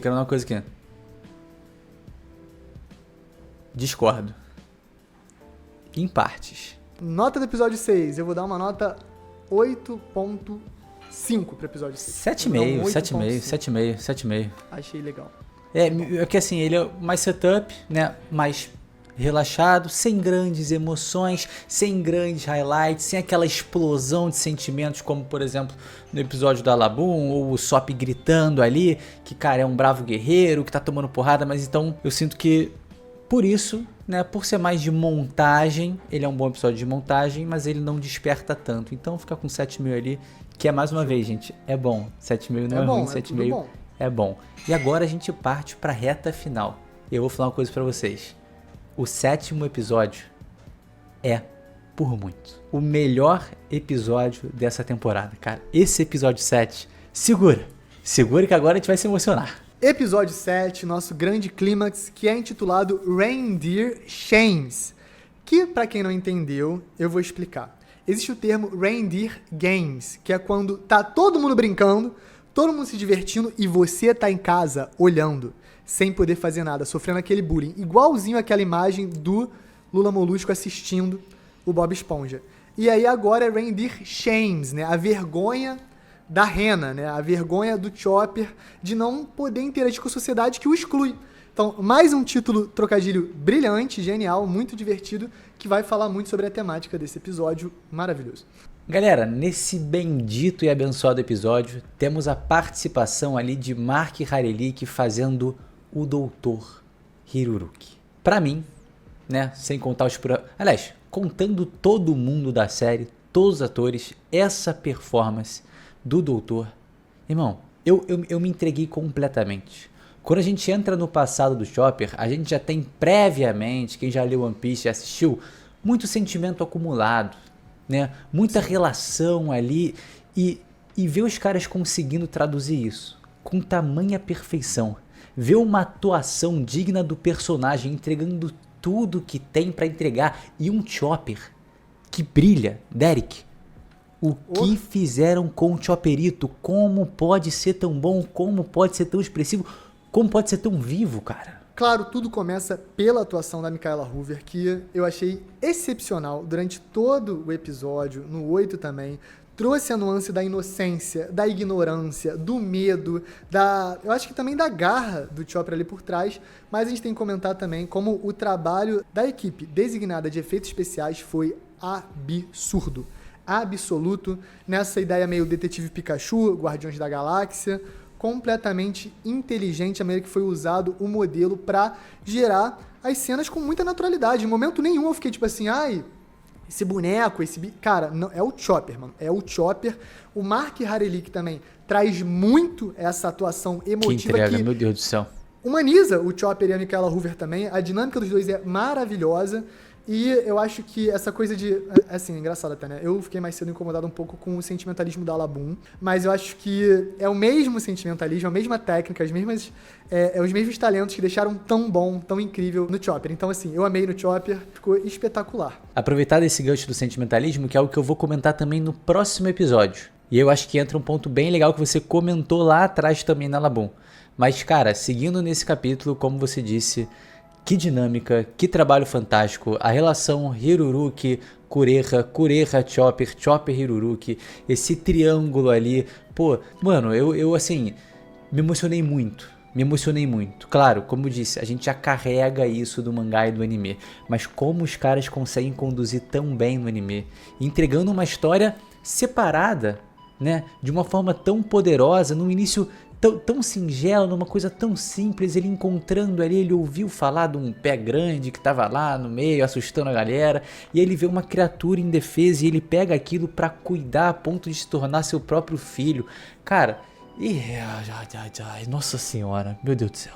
A minha coisa favorita no episódio 7 é como a dinâmica entre a Kate Singal, que é o Dr. Kureha, e o Mark Harelick sempre traz muito bem o contraste entre os dois. O Mark Harelick é o perfeito doutor charlatão.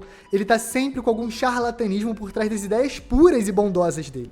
E a Kureha enxerga essa bondade dele, mas não se deixa arrefecer porque com 139 anos de idade, ela contrasta tão bem representando a ciência, como a vida ela é mais dura e crua do que a gente gostaria de aceitar. Mas a gente tem que aceitar. Então, o papel ali do pai sonhador e da mãe realista que se constrói naquela família completamente encontrada, Chopper, Hiruruki e Kureha, é espetacular, porque no duelo psicológico você molda o médico perfeito. Você molda o médico com coração, com paixão, com carinho, com ciência, com conhecimento, e do conflito surge essa explosão maravilhosa. Então, Em termos de atuação, de carga emotiva, certamente o conteúdo mais denso, mais impressionante, mais maravilhoso da segunda temporada.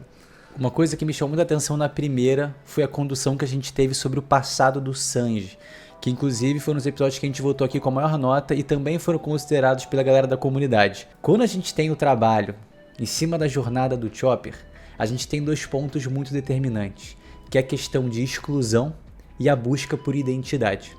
E isso tudo sob uma temática linda que é a cura emocional. Então, a maneira que isso é colocado pra gente no live action, com os cortes certos onde tem que ser cortado, com os recortes mostrados sendo selecionados de maneira perfeita, irmão, não tem nada pra dizer. Eu posso tentar racionalizar o meu sentimento, a minha emoção, mas vai ser impossível traduzir o que eu tava sentindo. O meu estado de espírito vendo aquilo, alguém que projetou desde que leu o mangá décadas atrás, alguém que assistiu o anime várias vezes e ver aquele momento no live action, conseguir trazer as mesmas emoções, o mesmo sentimento, o mesmo tudo. Cara, lindo, lindo, lindo, lindo. Eu achei eles pontuando essa questão da cura, da medicina. Boa, cara, assim, é difícil expressar o quão lindo eu achei esse episódio, o quão bem conduzido, o quão certeiro foi todas as escolhas que eles fizeram nessa 1 hora de produção. Absurdo, absurdo, absurdo, absurdo. Ficou sensacional. A gente sabe também que tiveram momentinhos ali que eu achei que deram todo um carinho. Por exemplo, o Hiriluk pegando ali e dando o chapéuzinho do Chopper na cabeça dele. Foi um momento muito lindinho.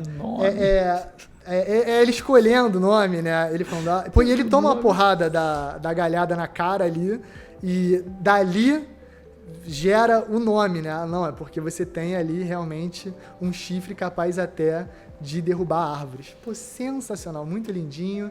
A entrega do cogumelo, tudo. Então, nossa. A parte do cogumelo também é demais, porque a gente sabe, né? O ápice climático do flashback é o momento que o Chopper simbolicamente mata o Hiriluk, mas a gente sabe que meramente simbolicamente, porque a temática é sobre como não. O que mataria o Hiriluk seria ser esquecido e ele faz questão de ir até o final com essa decisão. É muito, muito icônico. Eu amei a bandeira pirata, cara. A bandeira pirata, pra mim, foi realmente um ápice absurdo, porque ela é o que vai dar lastro pro drama até do último episódio, com o Luffy e tal, que fica sensacional. Mas aquele momento ali, da gente ver a bandeira guardada num baú do tesouro, ele puxando aquele bagulho, botando ali, se emocionando com o discurso e o impacto que isso gera no Chopper, e isso que é maravilhoso. A falta de informação do Chopper sobre o mundo, a inocência dele, é o que molda ele ter essa falta de compreensão desse momento.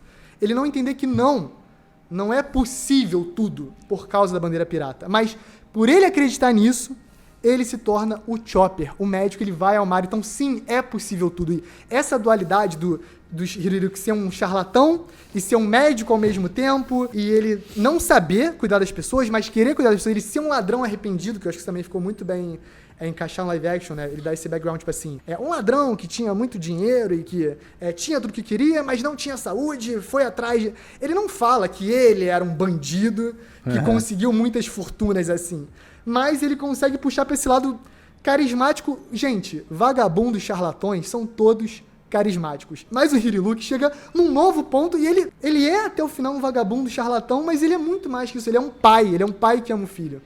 Então, cara, ficou tudo tão bem encaixado. Ver eles ali em carne viva, né, Lipe? Foi demais. Cara, esse ponto que você levantou da bandeira é muito legal porque ela é o símbolo de esperança do Chopper. Sabe? É o símbolo de uma mudança que ele aguarda. É o que ele quer que aconteça. E nesse capítulo isso é pontuado, e como a gente estava falando de setup no anterior, nesse a gente tem a preparação para a execução do próximo. E esse, cara, tudo que é pontuado. Essa parada da bandeira, sempre que eu penso nisso, me pega muito, porque ela também é o que vai gerar esse primeiro vínculo de pertencimento do Chopper com a pirataria. Né, com fazer parte de um bando, fazer parte de um grupo. Então tudo isso é muito forte, é muito lindo. E a expressão do Hiriluk, a história toda dele, tá traduzida naquele símbolo pirata. Então, mano, esse capítulo pra mim, assim, sem dúvidas, é um capítulo nota 10, tá? Um capítulo nota 10, já me adianto aqui tacando a nota, porque, se a gente for forçar algumas coisas que faltaram, como, por exemplo, a família do Chopper, né, a família de animais dele, de renas, pra gente ver esse trabalho de exclusão sendo mais bem feito, né, pra ver ele sendo não só recriminado por humanos, mas também pelas renas. É aquilo, a gente sabe que o live action precisa de recortes para poder funcionar. Claro, com mais espaço e mais tempo, coloca esse bagulho da família. Coloca as renas enfiando a porrada nele quando ele vai buscar o cogumelo pro Hiruruki. Aquilo pesa muito, é uma carga muito forte. Mas ao mesmo tempo, não ter tido, não é o que eu vai falar. Então eu vou colocar um ponto negativo aqui, porque faz parte do recorte. E em tudo que foi recortado e mostrado, mano, nota 10, cara. Que Nota episódio 10. maravilhoso. Sensacional. Eu quero só dar um último comentário aqui, que tem uma parte que marcou muito, que foi a atuação da Katie Single como Doutora Coreia, que também não é fácil de fazer. Por quê? Cara, a Doutora Coreia é durana pra cacete, assim, ela é muito dura. No flashback passa bastante isso, mas a gente sabe que ela tem um coração grande. No momento que o Chopper fica todo feliz, todo animado com o chá que ele dá pro Hiruruki, e que ela entra e fala, cara, você é um idiota, você matou ele, com todas as palavras, ele começa a chorar, ela não abre mão, ela fala, cara, você é um idiota sim, não dá pra salvar as pessoas com desejo e tal. Cara, é maravilhoso, é espetacular, ela tem toda a emoção de alguém que se importa e que tá triste que o Hiruruki vai morrer mais rápido, né, porque ela já sabia que ele ia morrer também. E ela também, ela é responsável por acabar com a fantasia do Chopper, né, de, não, ele tá curado, não, tá tudo bem sim e tal, mas ela não acaba com os sonhos do Chopper. Ela representa realismo, disciplina. Exato. Também pra conseguir que é conquistar. Gente, que é muito legal também. O Oda, obviamente, não quis passar essa mensagem, mas ficou bem posta no live action. Não dá pra ser médico com amor só e carinho. Tem que ter estudo, trabalho duro, prática. E a Kureha trazer isso e o Chopper levar pro coração.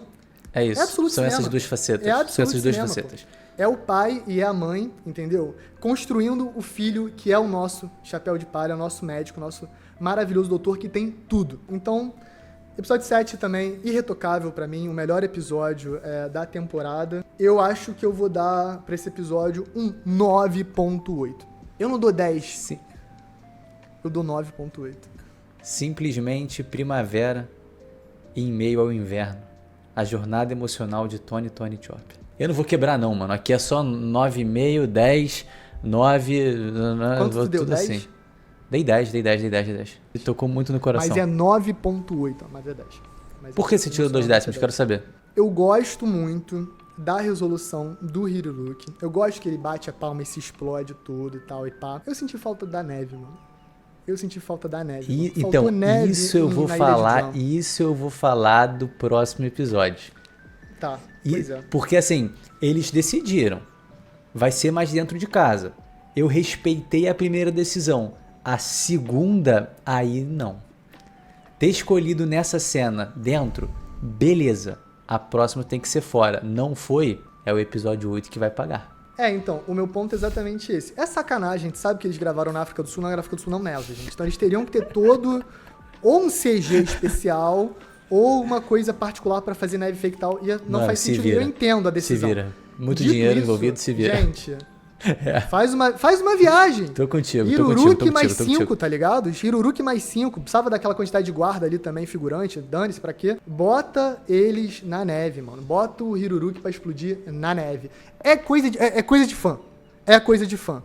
Mas eu senti falta da neve e custou 0.2 para o episódio 7, mano. Essa é a minha opinião. Episódio 8, nosso grande finale.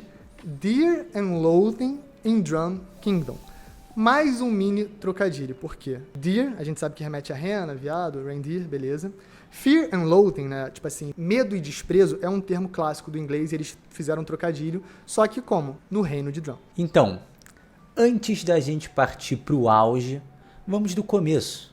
A gente tem então justificado porque o Sanji estava cuidando tão atentamente da Nami, construindo o personagem com elementos lá do futuro e trazendo pro agora. Eu gostei bastante dessa cena, Derek. Eu acho que inclusive minha cena favorita desse capítulo, tá? Achei a emoção do Taz muito bem traduzida, a empatia da Emily, pô, perfeita. E eu acho que, como a gente já bateu nessa tecla 1000 vezes, tem que trazer isso. Tem que trazer pra cá. Botaram o Sanji nessa posição porque ele vai ficar ali sempre ao lado da Nami porque ele já perdeu alguém nessas mesmas condições. Então, trazer o porquê ele cozinha. trazer ele o passado contando, né? dele, a mãe falando, meu príncipezinho. Puxa vida, entendeu? Toca no coração.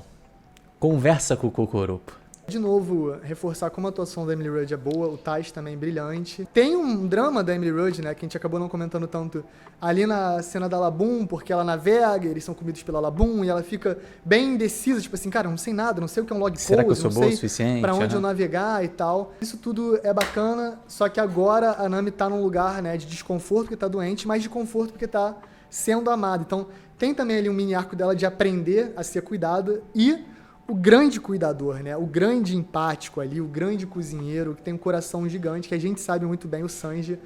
O carinho, a delicadeza. É o que eu falo, né? Muita gente comenta que faltam exemplos masculinos positivos. Cara, se o Tice Skyler como Sanji não é um exemplo masculino positivo pra trazer pra vida, eu não sei quem é, cara. Que os jovens olhem e entendam como é legal você ser um homem que também é capaz de ter sentimentos, ser sensível, e ser carinhoso, chorar, empático, se abrir, e mostrar isso pros ser outros, vulnerável, sem problema. Não precisa só chorar E trabalhar sozinho. isso. Realmente, um ponto muito forte. Outro detalhe que também tá ali por cima desses últimos episódios é a participação de Nico Robin, né? No episódio 8, no finale, ela faz uma participação especial inédita em Drum, né? Porque no mangá não tem ela dando lá, tacando ideia na Vivi. Moleque, ela vai pra fazer uma resenha, tipo assim, quero mais tempo de tela. Pum, apareceu, resenhou. Sim, e é interessante também porque esse tempo de tela agora tá servindo já pra revelação de que a Robin tem ali seus próprios motivos, né? Ela tem ali uma intenção que não é necessariamente ajudar o Crocodile até o fim.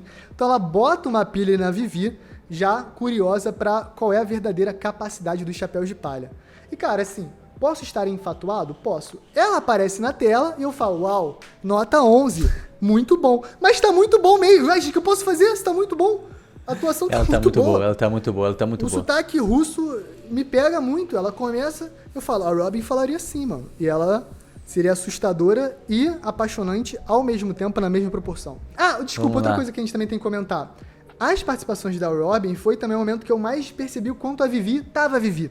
Né, como ela, eu acho que ela faz a transição completa no episódio 8, no 7, no 6 ela também já tá completamente Vivi, mas acho que no episódio 8 ela assume muito a posição de princesa Vivi. Isso transparece muito pela atuação dela, nos gestos mais delicados, como ela tem gestos de princesa, até a maneira de se impor, até a questão política, a visão da realeza. Achei a Charitra ótima, assim, muito boa. Muito e boa. Ela, no 6 e no Vivi, 7, inclusive, principalmente, tem uma atuação... Exato. Incrível, um incrível, foco incrível. ali muito bom. Então, ela ter se tornado Vivi na tela, na nossa frente, eu acho que até fortaleceu a atuação dela mais do que bater o olho e falar, olha a Vivi. Agora, tem mais um pormenor ali relacionado a ela, que assim, foi esquisito, tá? A galera do Apo chegou na ilha, né, começou a invadir ali com os guerreiros que ele foi fazendo, misturando os companheiros dele com maquinário ali e tudo mais, transformando em monstros.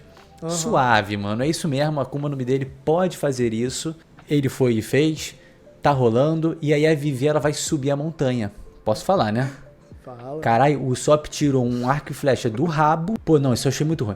Achou o arco e flecha do rabo. Aí deu o primeiro teco. Ela voou. Aí eu perguntei, como é que ela vai dar o segundo? Como ela vai dar o segundo arco e flechada? Derek, me explica. Como ela vai dar o segundo arco e flecha? Ela prendeu uma mão e tem que usar as duas mãos. Vai cair pra trás e vai morrer. O Sop fez aquele gadget de prender ali na cintura, pô. Aí eu achei Forçou a barra. Conveniência, mas eu achei a conveniência mais forçada. Eu achei estranho o Sop dar na mão dela e falar, vai lá, tá tudo certo. Ele vai embora, tipo assim... Ele fala, ela dá um jeito. Mas, whatever, né? Tipo assim... Mas me incomodou. Sabe por que me incomodou? Porque me tirou um pouco da verossimilhança. Eu falei assim, tirou cara... da imersão, isso não é... Também me tirou um pouquinho da imersão. Falando, Falei, tipo, tá bom, entendi. A Vivi tem que subir e o Sop vai largar um arco e flecha na mão dela. Beleza. Existem panos que podem ser passados e é mais tranquilo. Até porque é da leitura de cada um enquanto espectador, né? Eu enxergo o universo de One Piece de uma maneira, você enxerga de outra maneira, você enxerga a lógica do live action de uma maneira, eu de outra maneira. Na minha lógica, na minha leitura, aquilo ali foi tipo assim, irmão, não tem como colocar ela lá em cima, vamos fazer esse bagulho aqui, nada a ver. E plum, não gostei dessa parte. Não gostei. A gente sabe que cortar os lapães também cortaria muito dessa transição. Mas da cortaram vida os de- lapães. Não, então, é isso que eu tô falando. Não, cortaram a pele dele, ó. Ah, boa, né? Escalpelaram os lapães, né? Mas o fato é que foi muito conveniente mesmo. Eu achei esquisito, mas eu entendi que eles estavam querendo mostrar, tipo assim, ó, o Sop faz gadgets malucos, como ele gosta de fazer, e eles funcionam. Ó, até a Vivi consegue usar sem mão. Eu falei, show, show de bola. Mas ok. Dalton, tem que comentar do Dalton aqui. Achei uma atuação boa do Dalton. O Dalton. Legal. É isso, né? Ele Legal. é um cara sisudão, ele é um cara honrado, é um cara turrão, mas que tem um grande coração, que tem a lealdade ali. Poder ridiculão e ficou legal, ridiculão. Achei bom, Ficou achei legal, bom. Uma coisa ficou legal, meio ridiculão. A Bela e a Fera ali, a Fera do A Bela e a Fera.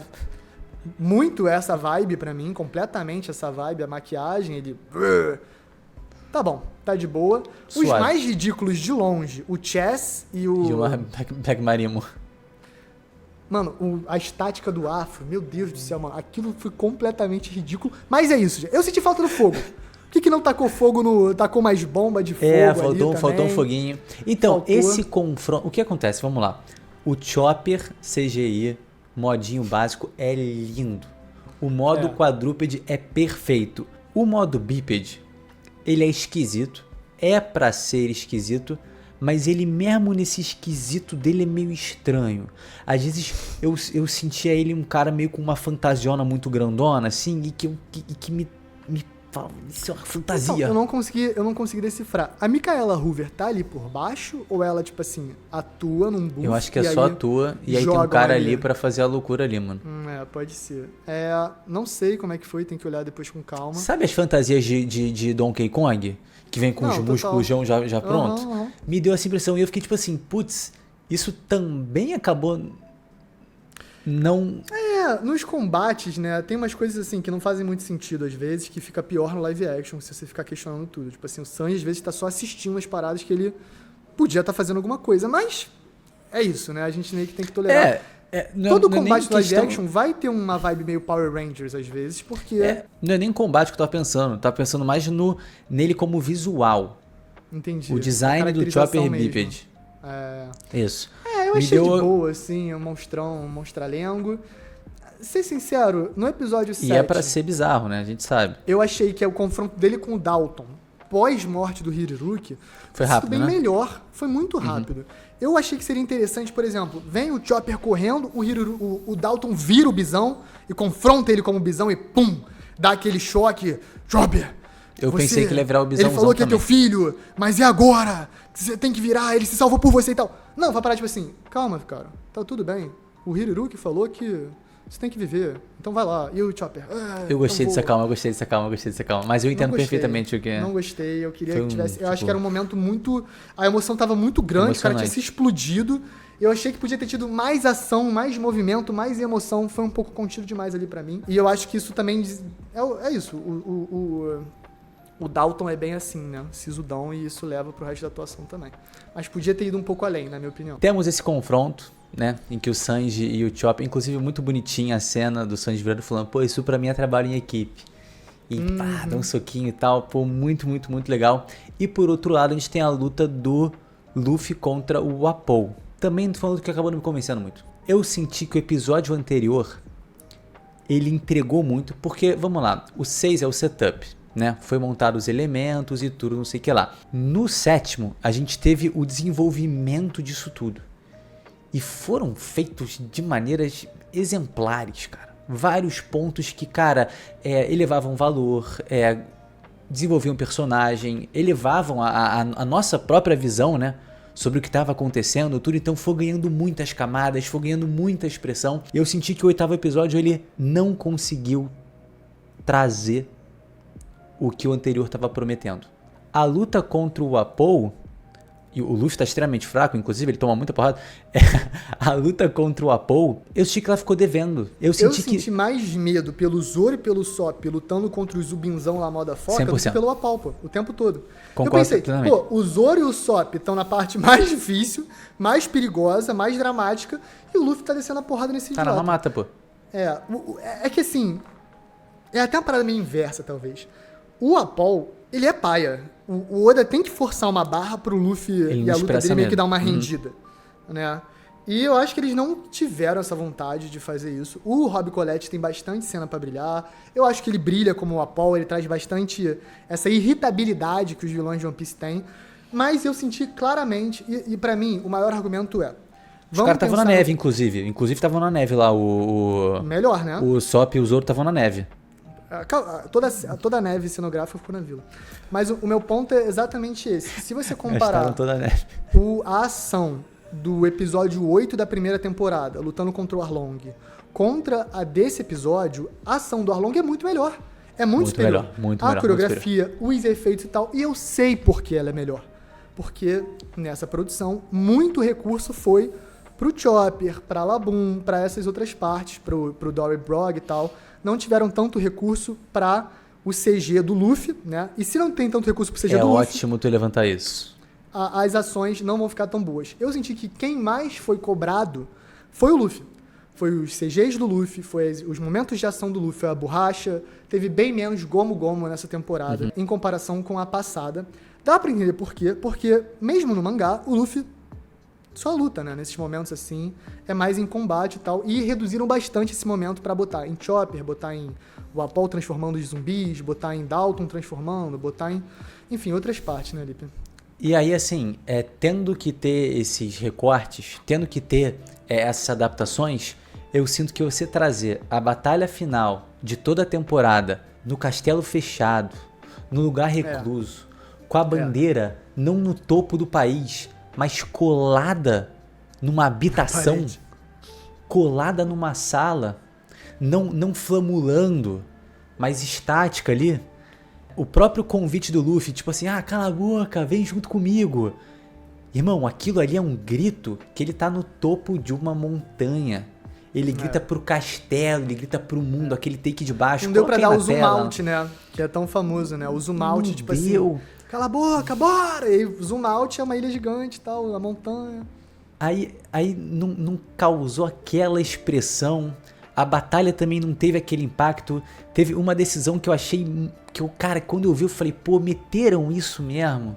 Que é quando o Luffy... Que foi fechando a boca do Apol? Não foi assim não. Foi mais uma questão conceitual. Foi uma decisão beleza. de eu me diálogo. incomodei um pouco com essa fechada de boca, mas fala aí. O Luffy, ele vira pro Chopper e fala, eu também sou um monstro. E essa cena, na verdade, ela acontece com o Sanji falando pro Chopper que o Luffy é um monstro quando ele tá derrotando o Apol. Então é um nível de reconhecimento de aquele cara é como eu, e aquele cara tá me salvando, e tá salvando todo mundo que me importa, e tá seguindo a vontade do meu pai no auge. E o Luffy virar e falar, eu também sou um monstro. Você percebe que sai... que não tem a mesma força, não tem a mesma profundidade de ser o Sanji falando, pô, aquele cara é como você. E ele tá, mano, simplesmente vencendo o maior vilão da vida do Chopper. E o Chopper é como ele. Então o Chopper também pode fazer aquilo. É uma projeção muito diferente. Me pegou, eu não gostei dessa parte, não.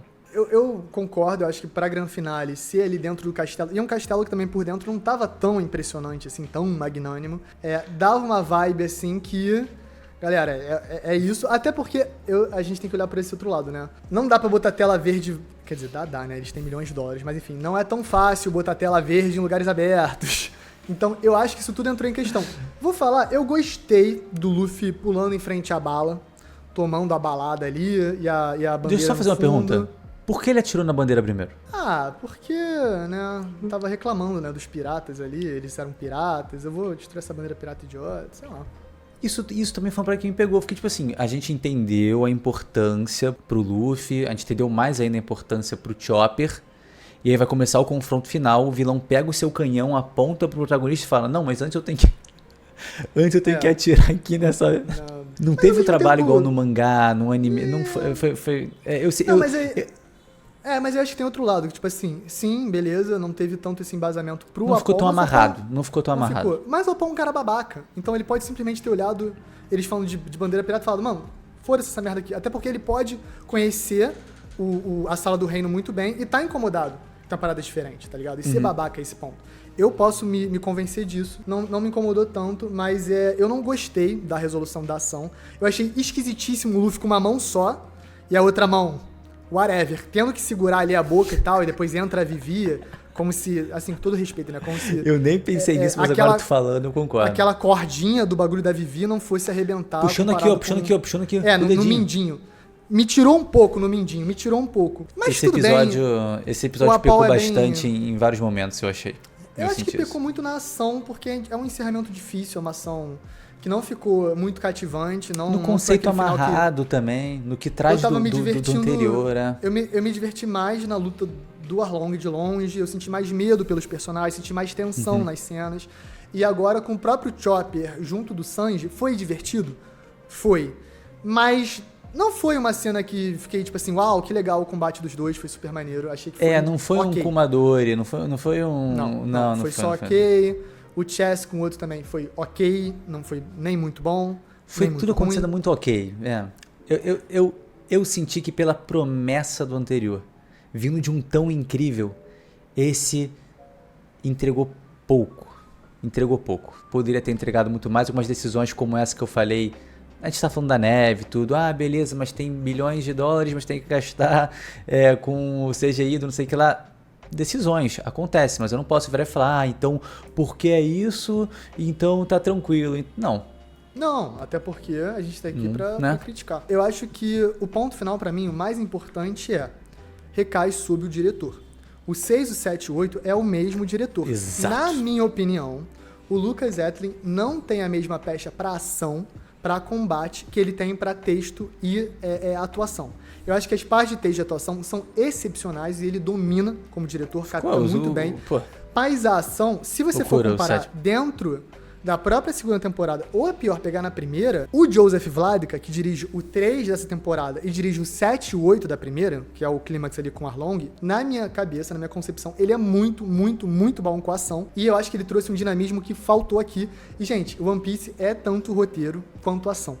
Essa é a verdade, entendeu? A ação, ela e o roteiro se combinam pra algo superior. Eu acho que esse diretor foi muito bem, ele estreou agora na segunda temporada do live action, pegou partes dificílimas de adaptar, fez um ótimo trabalho, mas na parte de ação, a gente viu na mesma série outros diretores com os mesmos personagens, com os mesmos recursos, performando melhor. Eu acho que pra mim aqui vai ficar essa aqui, tá ligado? Cada um no seu quadrado. Tiveram vários pontos, como eu fui aqui falando, que foram me incomodando e foram me tirando.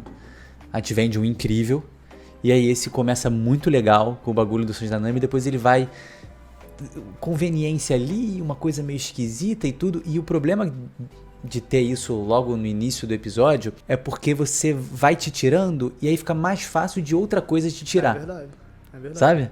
É verdade. E aí eu fui sendo tirado constantemente da imersão durante esse episódio. Tanto que no final, quando a gente tem a explosão de cerejeira e tudo, claro, mais uma vez, eu sinto que o conceito e a ideia que foram mais trabalhados no 7 não conseguiram ser resumidas e espremidas ali pro grande auge, pro grande ápice da temporada, né, no 8. Eu não senti tanto quando explodiram as cerejeiras.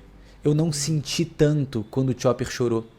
Diferente do capítulo anterior. Eu acabei não me envolvendo tanto porque eu já estava sendo tirado e não sei, e aí acabou não me causando tanto. Claro, tem aquilo também, quando você maratona uma parada, quando tu chega no último episódio, né, já tá com muita coisa na cabeça e tudo, mas não sei, eu senti que esse episódio realmente ficou devendo assim como fechamento de uma temporada excelente, cara. Excelente, porque o live action como um todo foi muito, muito, muito bom mesmo. Pro encerramento emocional, né, desse episódio, que são os últimos 15 minutos, que termina Drum, faz a conexão com Alabasta, Crocodile e tal. Eu gostei bastante da resolução, pra ser sincero. Eu achei fofo porque não é literalmente, né, uma flor de cerejeira. Ele meio que pinta a neve de rosa. Eu achei isso muito lindo, eu achei lindo realizar isso enquanto a neve estava caindo. Eu achei que ficou muito bonito o efeito do CG. E como parece muito uma árvore, eu acho que lentamente transformar as nuvens numa copa de árvore rosa foi muito bacana, né? Aquela cena da Kureha com o Dalton, que ela fala do Gold Roger, que ela fala da vontade dos D, que ela joga a bomba nas nuvens, eu achei também muito, muito boa. Eu me diverti bastante porque trouxe o lore da doutora Kureha e tal, mas sem de uma maneira... Ai, gente, ela tinha que falar isso, tá? Me trouxe assim uma naturalidade. Não me emocionei muito com o Chopper chorando. Não me emocionei com ele chorando. Até mas porque eu tava tu lembrou assim... daquela cena, né? Tu lembrou daquele Daquela One Piece imagem, né? Bill. Não, agora eu lembrei, né? Mas não me emocionei muito com o Chopper chorando. Coloca mas eu na achei tela fofo censurada. aquele encerramento, sim. Eu achei fofinho o Zoro olhando pro Chopper chorando e sentindo ali uma empatiazinha e tal. Eu já sei tava. Que você não gostou, você então, não gostou. eu já tava muito Eu carregado tava com o por esse coração momento. mole. Eu tava com o coração mole nessa hora. E quando aconteceu, eu falei, tipo mano. assim, pô, eles não trocaram nenhuma palavra até agora, eles nem se conhecem, não tá entendendo nada. É legal, pô, imediatão do bando, boas-vindas e tal, coisa fofinha. Mas foi um fanservice daquele tamanho só porque a gente sabe que o Zoro é o papaizinho do Chopperino, né? Então. Ele é o pai do Chopper, mas será que ele não sempre foi o pai do Chopper? É isso que tá sendo levantado pelo live action de One Piece. Não, será no que live ele action não pode sentiu ser. a vontade. No live action pode ser. Então, ele deve ter sentido a vontade de botar uma coisa fofinha no colo, cara. Assim como todos. Talvez você não colocaria o Chopper no colo naquele momento. Com certeza, eu sim. Agora o Zoro. O Zoro pós-time skip, né? Não, ele botaria, porque ele botou. Definitivamente. Ele botou. Agora, eu achei legal, achei fofo. Comentário nada a ver também, como eu já tava nessa toada de pô. Quando começou a cair as pétalas dentro do navio, eu tinha certeza que a Vivi ia olhar desesperada pro lado. Porque é muito parecido, só que no caso é de dia, quando a Nico Robin aparece pela primeira vez no castelo, no barco. Eu pensei. Ela chega no barco, começou a cair as pétalas, aí ela, ferrou. Aí nesse começou a cair as pétalas e ela... Aí eu Vivi, cuidado, galera, a Nico Robin, Mas eu já tava outra vez ela apareceu sem já. pétala mesmo, né, Lipe? Então ela pensou, deve ter a Robin? acabado. Pô. Não, ela apareceu com pétala. Vai então, caindo as ela pétalas aparece assim pra no navio. Vivi em drum. Não, acabou a Entendeu? pétala. Ela pensou, deve ter acabado. Ela pensou, acabou a pétala. Ela percebeu que acabou a pétala. Pô. Mas... Enfim, então, é isso. É isso pra encerrar a cena final. Joe Manganiello e Lera Bulva, Robin e Crocodile. Gosto uma da grande relação que foi revelação. sendo criada, seu plano, não o nosso, já... Cada um tem uma agenda, né, que ela falou com a Vivi. Gostei muito do Crocodile, gente. Porra, tá foda. Joe Manganiello ficou muito bom. Gostei da lente amarelona. Tem alguns detalhes da roupa, por exemplo. Ele tem um colete feito de couro de crocodilo. Gente, isso é muito maneiro. Ele tem a gravatinha ali de Crocodilo não, Stream. Banana One. Banana One. Banana One, que não existe em crocodilo. Banana One que a gente vê na última cena, né? O crocodilão com a bananinha na cabeça. Adorei Nico isso, adorei. Robin, Lera Bova. Achei excelente todas as cenas, tá? Tudo que se propôs ali. Vamos ver, porque agora realmente tá limitada a atuação. Não tem as partes tão emotivas, não tem as partes tão brincalhonas e tal. Tudo bem que a Robin é bem contida, então acho que também não é como se ela tivesse que ficar maluca, né? Mas vão ter outras facetas da Robin que a gente vai acompanhar e vai sentir talvez até com mais contraste. Mas achei a participação dela muito boa. É isso, episódio 8, né, bro? Fala aí. Só pra levantar os 2 pontos, muito engraçado como live action faz questão de pegar o espectador novo e forçar uma barra absurda de que o Roger é o Luffy. De que o Roger é filho do Luffy, né? Tá tudo muito bem indicando isso. No final fala, a linhagem dos D continua viva. Aí fala, não é Gold Roger, é Goldie Roger. Lá no início do primeiro episódio falando, ele tem um filho. Aí corta, aparece o Luffy lá. Então assim... A conversa do Roger com o Garp, né? Vai cuidar do meu filho. Cara, é muito direcionado pra isso. E isso é muito legal. A gente que já sabe, a maioria das pessoas já sabem...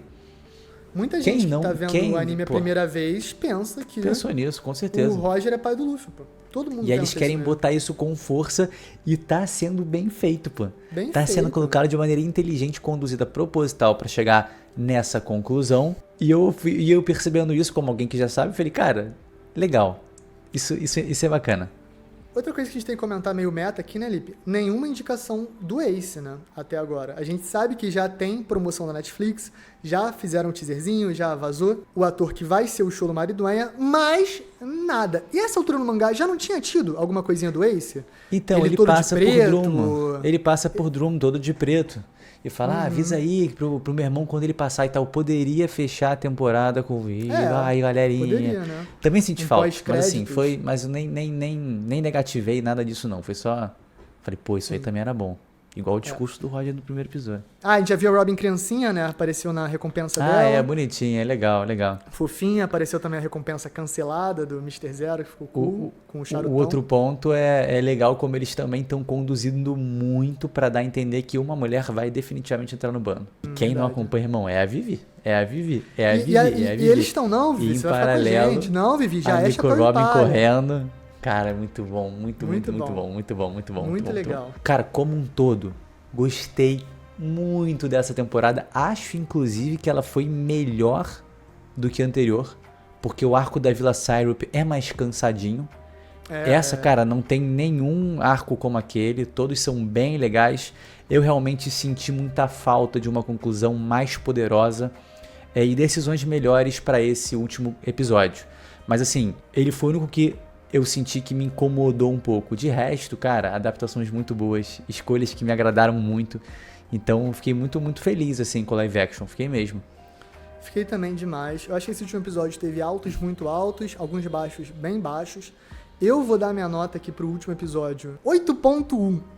Eu vou dar 8.1 pra esse episódio. Porque os altos foram muito altos pra mim mesmo, e eu não me incomodei com algumas coisas, mas outras que você falou me incomodou bastante. Me deu a mesma sensação na primeira temporada do arco do Sop, a parte do combate, que era tipo assim, eu sinto que o diretor não sabe muito bem o que fazer. Ele quer chegar aqui, que é o clímax do Chopper e tudo mais, mas ele tem esse meio aqui, que eu acho que ele não foi muito bem, e eu senti isso de novo, mas as partes emotivas são tão boas que eu vou relevar e vou dar esse 8.1 aqui, bro. Eu infelizmente não vou conseguir dar uma nota tão boa assim.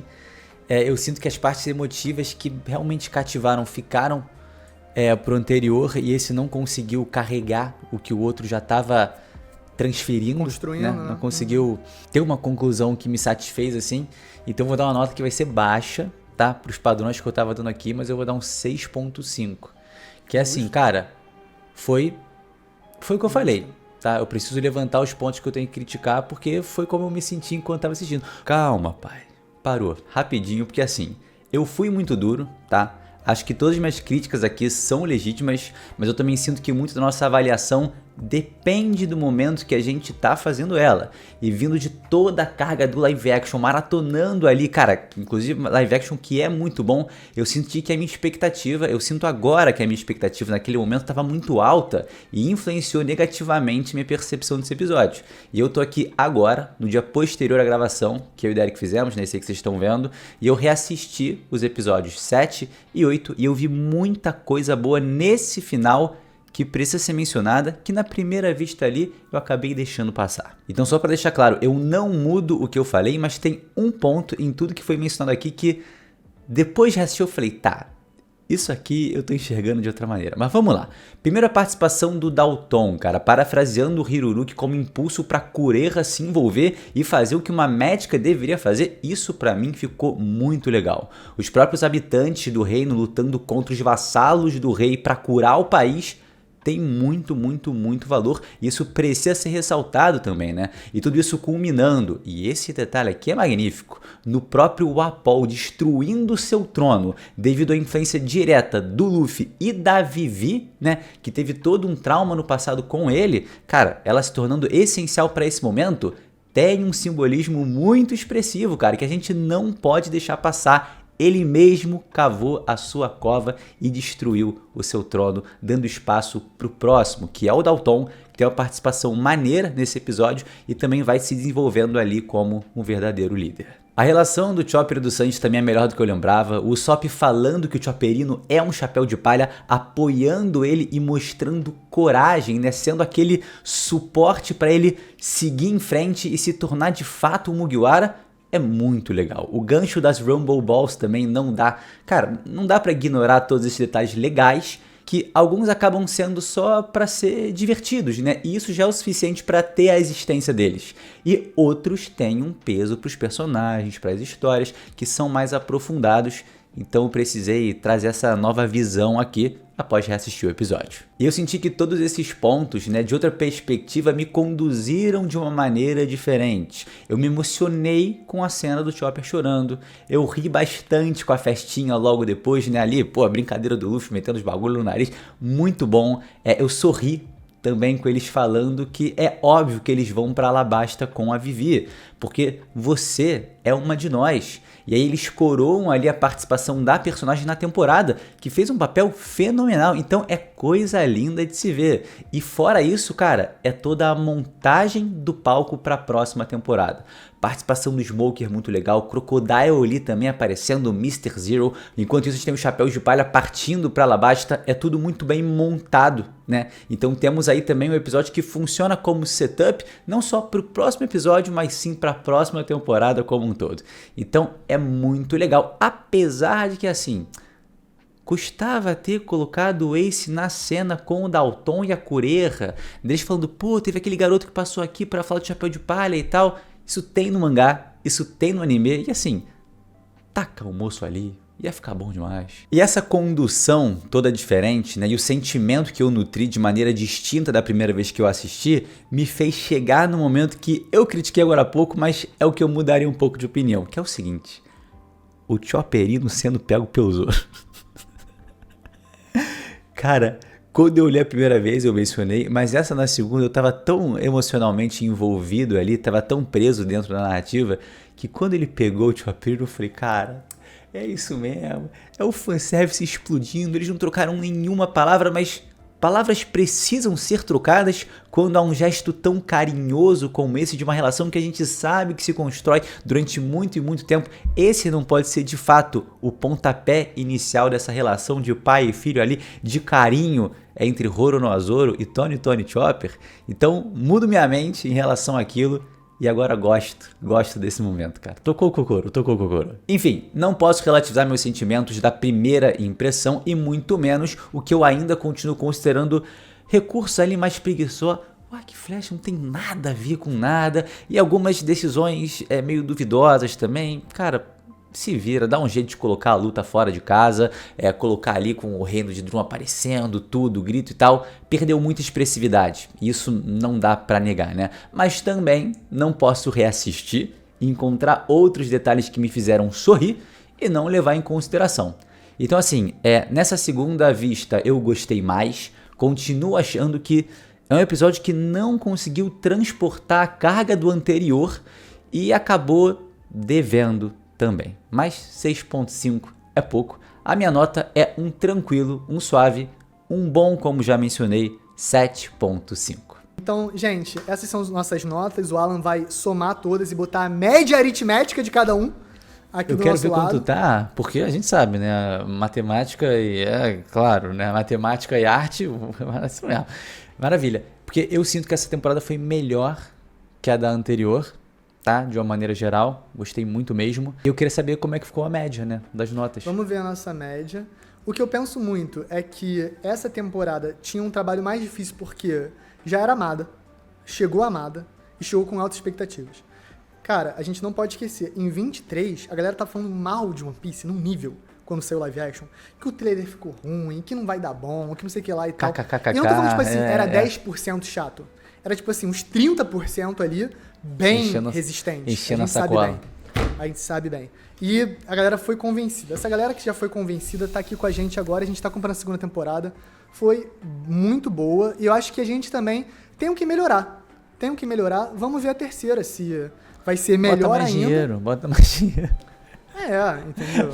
Vamos ver aí, entendeu? E a gente também tem que comentar isso, né? A terceira vai ser a primeira sem Matt Owens, que é o nosso showrunner, fanzaço de One Piece, que trouxe Mr. Seven. Muitas coisas que a gente ama muito vieram dele, entendeu?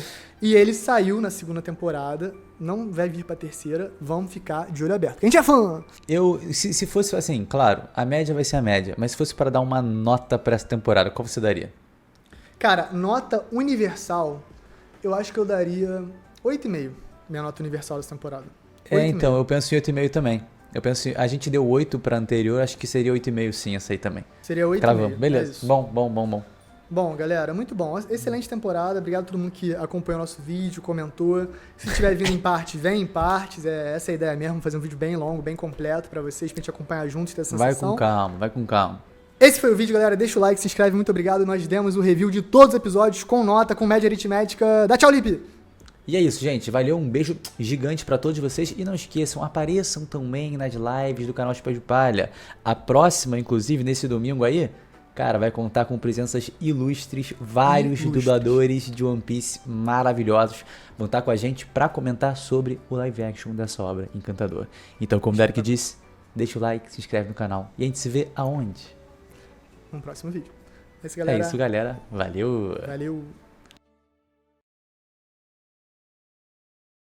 Abrir a Vou dar um Vrau. Vrau.